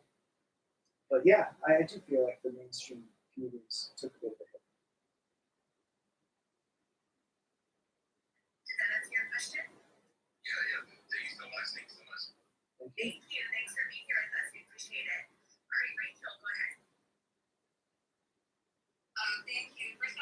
say thank you so much, Scott, for doing this and for your work over the years. That to me, at least, growing up showed me that something dark really could be funny, and I wasn't a terrible person for making dark jokes. And then my question is something that you hit on just a minute ago, which is over the years, the Onion has made so many articles that then actually turned out to come true. How has that felt to see something like that? Because of course, I imagine you don't want it to happen, but it's pretty interesting. Yeah, it's a glorious thing when that happens. So there's a thing in comedy that not a lot of people realize, that is the audience needs to know whether something is made up or whether it's real. Because the standards that they have for whether to laugh at something are totally different between reality and like pre-written comedy. And reality comedy happens all the time. You know, something funny happens, your friend slips or falls in a funny way or whatever. That's hilarious, it's not really reproducible in a professional context. But when they're watching something fake and written, they're going to have a slightly more cynical feeling about it. Oh, okay, let's see if this is funny. So I feel like when you write comedy and then it comes true in something in real life, the same thing happens in real life and it's really funny, that's like the holy grail of comedy, because you've literally achieved what is the impossible, which is you've made something funny in real life, even though you're really just doing comedy, if that makes any sense. So it really is, it's an indescribable pleasure when a piece of comedy that I write comes true. I love it. Great, thanks so much for taking my question. Thanks for asking. Thank you, Rachel. And thanks again to Morris and Matt and Oni. I really appreciate you guys coming up here and spending some time with us. I'm going to go ahead and move you back down to the audience so we can just really easily see who's up here asking their questions and speaking. But again, no shade to you. Please stick around. We would love to have you hang out and learn more from this amazing guru. And if you are just joining us or it's your first time in this room, this is How to Write Money with the co-founder of the Onion, Scott Dikkers. And if you want to learn more about him, tap on his profile here, tap into that connection. Feel free to follow him and tap that bell icon. That way you're going to know anytime he's speaking about all things funny here on this amazing Clubhouse app and these Clubhouse streets. And by the way, we are going to get through some more questions here tonight. So again, we're talking all things about comedy writing, comedy in general, the philosophy of comedy. Or if you have any questions about his time at the Onion, we would love to hear from you. So Lucas, what's your question? Go ahead. Hey, thank you, Shabbat. My question is that for so far in history, comedy writing has been a very human endeavor. And for the first time, we're in a position where there's natural language processing, there's artificial intelligence that can augment and help humans write. So, are you seeing technology shape the comedy writing process? And if so, how? And how do you see that technology augmenting future comedy writing processes? Amazing question. Great question. Right now, I don't think it's much of an influence. I think it's, for the foreseeable future, going to be a pretty human endeavor. However, there's a former Onion writer by the name of Jamie Brew who is doing a lot of really amazing work. He invented a machine that writes comedy, and the comedy is really funny, but it's obviously a certain type of comedy. It's also extra funny in the context of we know it came from a machine. But he does like predictive text comedy and stuff like that. Fascinating character and really interesting stuff. If you're interested in that, you got to follow Jamie. He's online and stuff. Brew, B-R-E-W, I think. Jamie Brew, and you'll get plugged into the absolute forefront of that kind of work. Thank you. Is he the one that founded Botnik? I feel like, I'm just gonna I just want to make sure I have the right Jamie. Google it pretty quick. And you saw Botnik. That's it, Botnik. Yeah. Had you heard of Botnik before? No, I heard it. I'm doing a project right now for comedy and data science, and I hadn't found anyone. So for that reason, just said, hey, that's perfect. I'm going to reach out to him. Awesome. Thank you. Thank you. Thank you for joining us question. All right, next up we have, well, you guys can hear my dog. She's snoring. It's cracking up. Next up we have Sammy. Go ahead. Hey, thank you so much, Victoria. I think an underrated feature on the Onion is where you get a real news headline and you have three fictional, perhaps not very educated people with various Tom titles in their quote to it, and their take on what's happening. And I want to know if you had a favorite of one of those or a good story about this. Thank you. Yeah, I think there have been a lot of really funny ones of those, but when we first started doing that feature, it was the very first issue of The Onion. We decided we were going to have that because that was always a really funny, condescending feature in a real newspaper when they would, ask what the real people on the street think. It's like, let's give these lowly commoners a chance to chime in on the news. And so it was an extra opportunity for The Onion to come off as this bloviated, self-important news empire. And we decided we were going to do a joke where we would have the pictures of the people be the same every week. So that started with issue 1 of The Onion. And we took pictures of 6 people and we just rotated them for several years. And then in the late 90s, I want to say, maybe mid 90s, we decided the pictures were so poor quality because we didn't have money, we didn't have a 16 megabyte computer. We had to take different pictures. And so we didn't know how to track down these original 6 people. So we found 6 new people. And we basically found these people on the street in Madison, Wisconsin. We said, hey, do you want to be in The Onion? And they're like, yes. And they signed the waiver, and they have no idea what they're signing up for. Like, we never tell people what they're going to be in, what story or whatever. So these people did not know that they were signing up to be in The Onion every day for the next 20, 30 years. And so they have had various run-ins. One guy was a UPS driver, and he almost got fired from his job because they thought he was really saying these things. And I met one woman at a speech one time, one of the women who's in those, and she said that she often gets recognized on the street, and it's always like, don't I know you from somewhere? But they can never really place her. And those poor people, like, can you imagine that life of being identified as that person from that Onion feature? That's hilarious. That's always something. I can kind of assume they've been like the Onion employees who volunteered to have the race on it. There was an Onion employee in the first 6, and he was the funny one of the 6. But then we got rid of him. We got rid of that. Nobody at the Onion would want to be in that feature. Onion writers are featured in many of the other photos.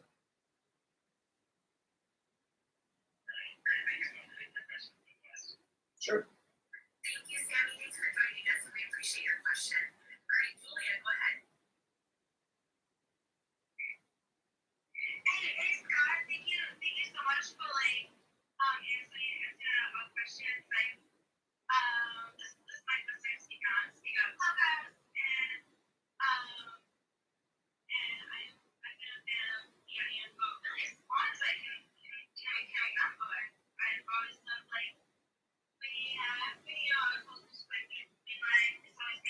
in the day, giving us satirical voice.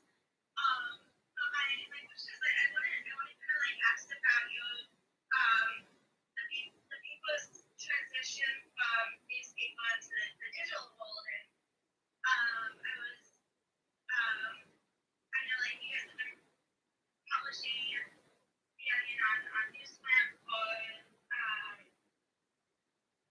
up until 2012, and Yeah, I think it was about 2012 we stopped doing the print. right, yes, okay, cool.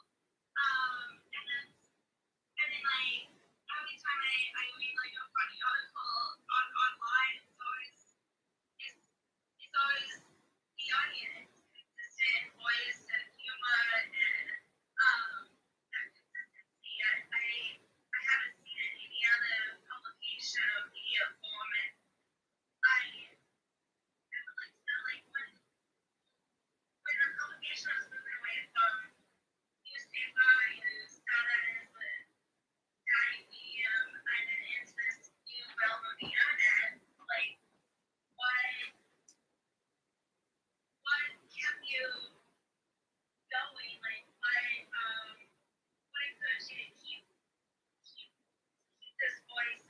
Yeah, no, I get what you're saying. Yeah. So the consistency, first of all, that's something that I saw was a problem in a lot of comedy, was that it was inconsistent and it bothered me. And so at the Onion, we had a system for making sure that the quality was consistent, no matter whether there was a changeover in staff, which there was frequently, or no matter what was happening in the moods of the writers, whatever, always had to be consistent. So I describe and explain how to do that system in my book, How to Write Funny. It's also in my course, How to Write Funny, which there's a special link for it in my bio for people in Clubhouse to get that course at discount. So if you're interested in that, check that out. And then as far as the digital versus print, it was nothing to switch to digital when we first went online. All we did was take everything we wrote in the newspaper, we just put it on the website. Didn't even think twice about it. And that's kind of what the Onion website was for the first 10, 15 years.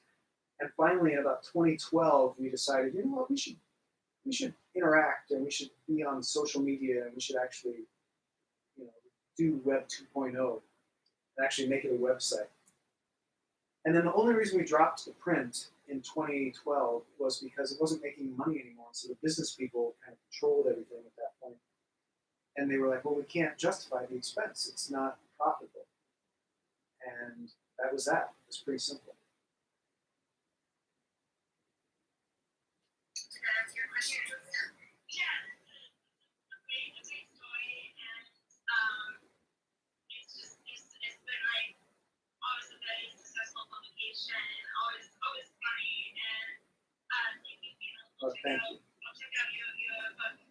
Thank you. Yeah, thanks for the question. Thank you, Julia. We appreciate you being here. All right, next up we have Melissa. What's your question?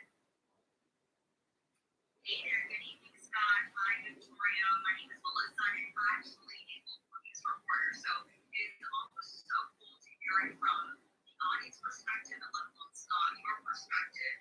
Of course, I do personally feel like this is a publication dedicated to my profession. So, I don't know what news reporter doesn't enjoy the satire. But what's very curious is this is pretty good follow to what Julia just brought up, what you just talked about other sources out there. I'm actually a big fan of the plantain. It's a take of the onion, but it's based on South Florida news. We also heard the avocado, and they're just like popping up on social media, and they're trying to do it based on Los Angeles, Southern California news. So just here to ask what you think about these other satirical platforms.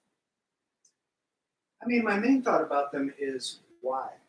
Like, what works in comedy is something new and different. Why would you do something just like something else that's already out? But some of them are doing pretty well. Like, I know the Hard Times is doing really well. The Babylon Bee is doing amazing, and the Duffel Blog does amazing.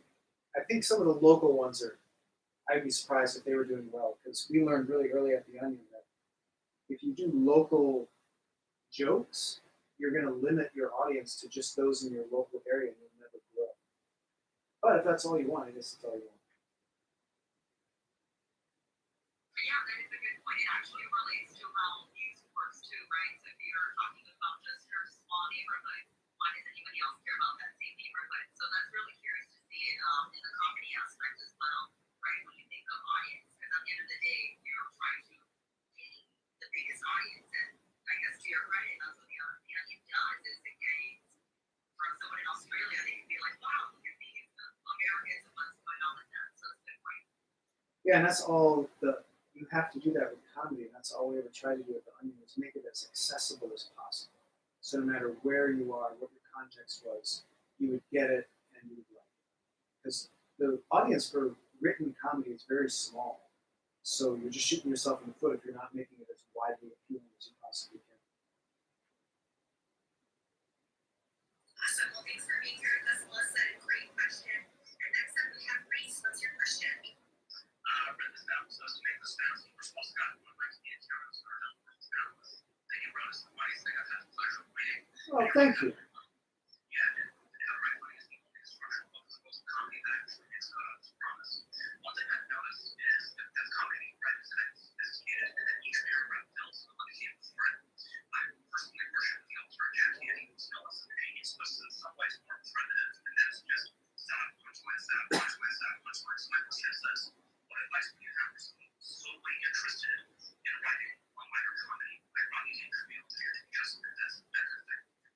Yeah, and Jack Handy, I haven't read any of his books, but I'm told that I need to get on that. There's just too many things to digest.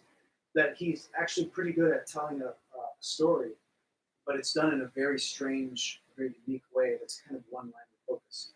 But I think, first of all, thank you for the kind words. It is hard to escalate humor, like paragraph to paragraph, or even in a set, doing stand-up to escalate the joke. That's the real trick. But one-liners is an art all unto themselves, and my recommendation for succeeding at them would be to do as many of them as possible, write as many of them as possible, always workshop them and try to improve them as much as possible, and study the masters. You mentioned Dangerfield, obviously, Jack Handy, but go look at Dan Guterman's Twitter feed. Dan Guterman is probably the best one-liner joke writer I've ever encountered. And he used to work at The Onion. He's amazing. He's a little less active on Twitter now, so you might have to scroll back a bit. But yeah, practice, keep honing, and that's kind of the name of the game. And I appreciate the kind words on how to write funny, because that whole book is basically about how to write a one-liner.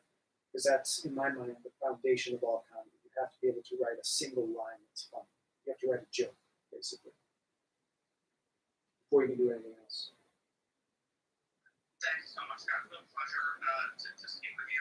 Victoria, thanks for organizing this. Feel free to take me back. Oh, you can hang out. You can hang out with us on your race, and we appreciate you. And thanks so much. It's always nice when people are a fan of Scott's work and have done, read through some of the books and followed his career. So we really appreciate you being here, and thank you. Yeah, thank you, Reese. And he's right, Victoria. You're awesome. You're an awesome host. Anybody ever needs a host for anything they're doing on Clubhouse, you gotta talk to Victoria and go check out her profile. She is an accomplished performer and entrepreneur in her own right. Thank you, Scott. And I did pay him about $7,000 to say that. No, so no, not a it was penny. worth every penny. No, just kidding. But thank you. I appreciate it. Appreciate the compliments. And next up, we have Charles. So, Charles, what's your question? Go ahead. Hey, I was just wondering if there was anything special about medicine in the late 80s that helped make this, or if you could have done it anywhere, how did town help you start off? That's a good question. I don't think there was anything. I think if you go to any place, now maybe there's something special about the Midwest and somebody who's in flyover territory as opposed to on the coasts or in an entertainment capital. I think we definitely had a bone to pick and we had a chip on our shoulder, which helped. But you could go into any town and you find a group of 5 or 6 people who are incredibly smart and funny and bitter, who hate their lives, who hate their minimum wage jobs, and would kill to have like a soapbox where they can make fun of everything. But they just don't do it. They just don't pull the trigger and make it happen because it takes a lot of work to actually pull the trigger on something like that. So yeah, that's my answer on that. Possibly Midwest relevant, but in general, I think it could have happened. Thank you. Thank you, Scott. Thanks for being here with us, Charles. And I see you also have your party hat on, so party on, my friend, and welcome to Clubhouse. All right, Angela, hello, welcome. Go ahead. What's your question? Hi, Victoria. Thank you for playing with me on stage. I was actually DMing you, Scott. I think personally, I'm like kind of crushing only because I love the Onion. I'm from Minneapolis, and you probably know that you had a lot of fan base there in the coast of Madison in the really early stages. So I was in high school in the 90s and college, and we read the Onion. I read the Onion consistently.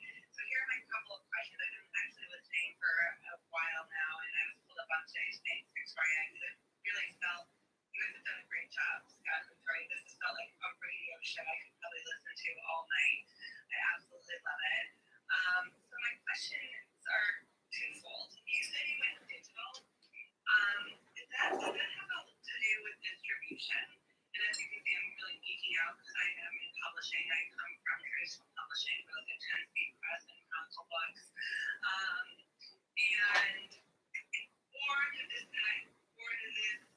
so that's really my first question. Was it distribution? Yeah, it was all about increasing the eyeballs on our work. We would do anything we could in those early days to get the Onion anywhere we could. We'd go on the radio, We literally like hung a little bark on the street corners to make people pick it up. And when the internet came around, we were like, all right, yeah, let's put it out on the website. Just another chance. I didn't think anybody would see it. I thought it was just a bunch of weirdos and DARPA employees who were on the internet, which it kind of was in 1995. But yeah, it was all about increasing the Onion's reach. And then I guess I feel good now. Have you thought about doing like an anthology, a book? I'm avid, obviously, in the book industry. With Publishers Weekly, we reported that I think it was around 6.2% of print books were actually increased this year in 2020. Definitely think that people were home in the pandemic, but it wasn't digital. It was actually print books that increased in sales overall. So I'm curious, I guess, what is your next thought about an anthology? I mean, you obviously have a big fan base. I'm like one of your first users. I mean, I remember going into, Big Quiz or wherever in Minneapolis, and there would be an Onion. And even, I mean, especially in Minneapolis, all your local places had it. So I'm just curious a little bit of what your next thoughts are, what the next Onion's thoughts are, and have you thought about doing an anthology? Yeah, the Onion, well, I'm not with the Onion anymore, so I don't make those decisions. But first of all, I just want to say that I love Minneapolis. I grew up there, left when I was 12, and I might be moving back there. So I totally love it. It's such an adorable, welcoming place. They're good to people.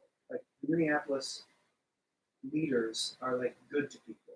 They treat the city like, hey, come live here. It's a nice place. It's a rare feeling. Don't get that in Chicago. Don't get that in New York. But as far as like the going digital, yeah, I mean, I always prefer the paper, but from a business standpoint, if the paper isn't making money, like they have to get rid of it.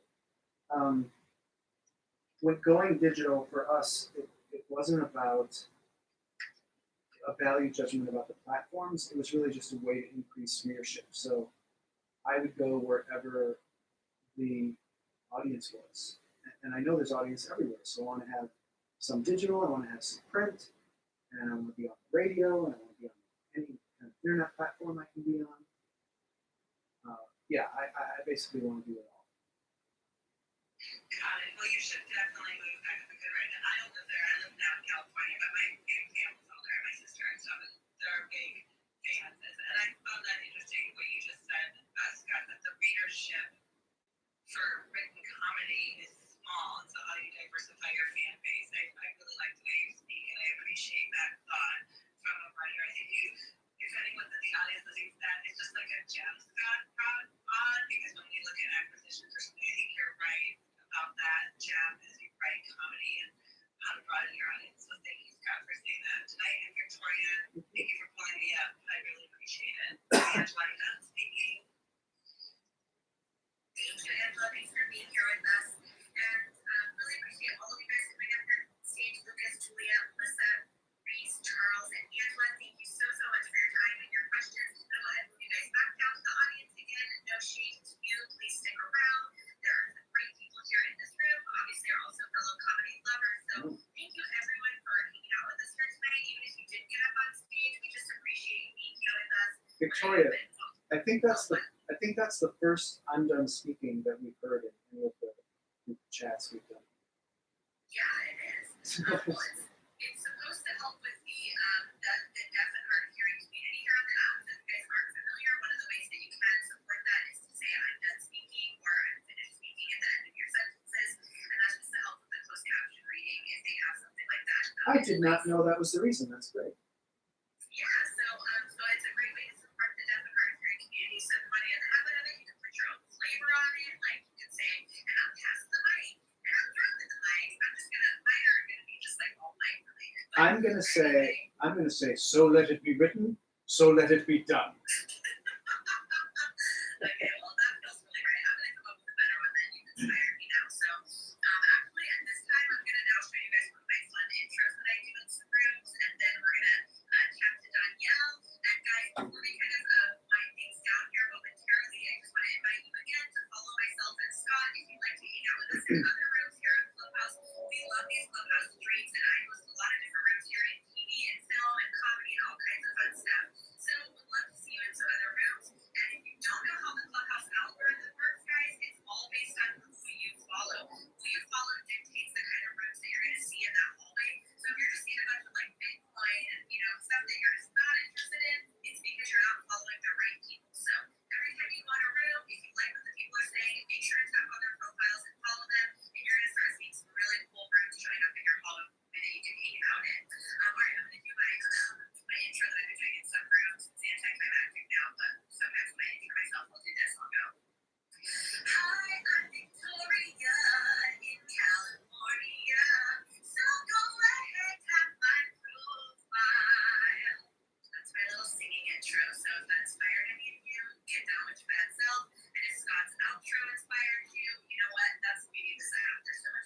God, now I gotta sing it. Yeah, I'm gonna sing your outro. And let it be rich. That's what you're gonna do when you sing. All right, so Danielle is a super fan. She hung out with us last time. It's nice to see you again. I just wanted to give you a chance to quickly chime in. Do you have a quick question, or do you want to just give us another little shout out if you're loves the onion?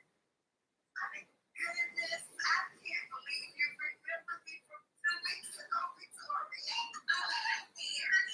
I remember me. Hey, Scott. Hey, I Tanya. was a waiting list to put myself further to my money. I didn't tell you I'm actually a little funny also. But anyway, I have not been in a room probably in a few days. And literally, I was lying down watching Chicago Tonight, Scott. I know you know about Chicago Tonight.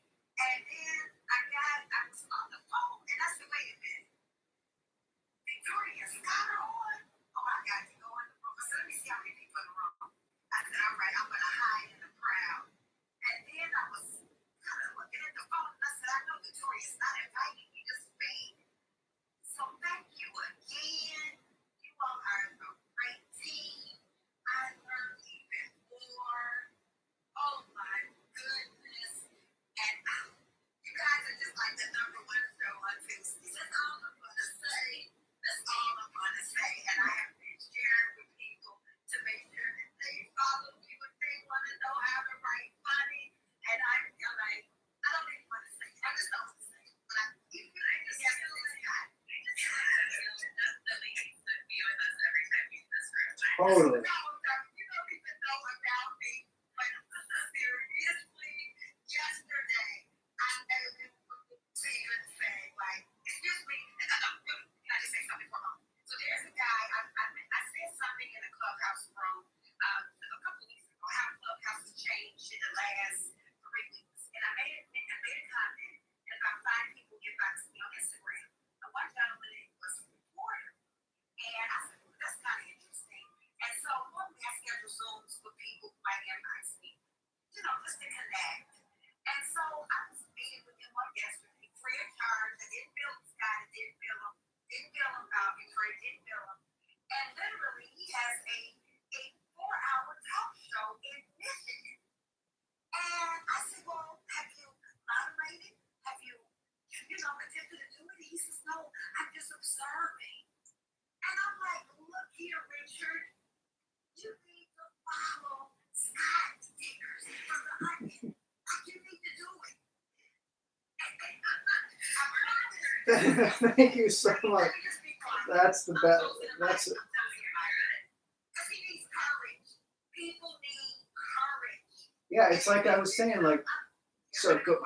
No, I was saying, like, people, they don't put it out there, and like that's the only difference between them and success is just like stepping forward and putting their stuff out there. It's kind of a hard initial thing to break that inertia and do it. It's scary, but it gets less scary as you do it, and it is hard. Like I acknowledge that, but you're right. He's got to do it. But what I don't understand, and I don't want to hold this stage hostage, but I think this is really meaningful for everyone. How can this gentleman, Richard, have a 4-hour radio show with a partner, yet he has been on Clubhouse for 2 months, and he is petrified about hosting a room? And Well, I'm closing up item. I will tell you this. I feel like confidence is a very human thing. It's not logical. It doesn't make sense. And you can have total confidence in one area and a total lack of confidence in another area and not even have the self-awareness to be able to say, oh my God, that's a huge gap. He's really confident on the radio. Like, I don't know him. I don't know his show, but he's totally at home there. And he feels like he could. There's a lot of people that would be terrified of going on the radio and talking for 4 hours. A lot of people seize up when they see a big microphone in front of them. But Clubhouse is new to him. He doesn't know it. He doesn't understand the platform. Maybe, I don't know. But like I had that with going on stage. I had written for so long. I was very confident as a writer. But then going on stage and doing jokes, performing jokes.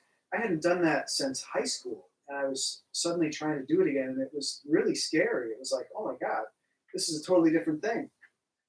So I get that. I totally get that. Thank you so much for being here with us again, Danielle. I just love your energy and your enthusiasm, and I also just love that, for those of you that weren't here last time she was here, she had mentioned about how she worked with students and used the onion to help, teach and work with her students. So we just appreciate you being here, and yeah, just love your energy. So thanks for joining us. Yeah, thanks, Danielle. You're aces. Yeah, you really are. And I sent you a DM on the IG as well, the Instagram, so check that. But again, thank you so much for being with us. I'm going to go ahead and move you to the audience, but no shade. Please stick around. And guys, again, thanks so much for all of your brilliant questions. These have been amazing. I always love hearing what people bring to the stage. And this has been How to Write Funny with the Onion.com founder, Scott Dikkers, and I've been your host and moderator, Victoria, Elena, known as founder of Women in Comedy. We're going to wind this room down, but fear not, this is not the last that you'll hear of Scott.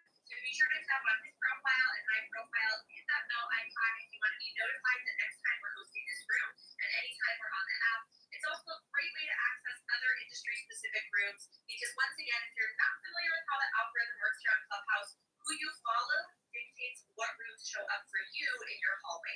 And there are a few ways you can connect with Scott more. So again, tonight only until midnight, there is a link in his profile if you want to buy his How to Write Funny course. Or excuse me, what's the name of the course, Scott?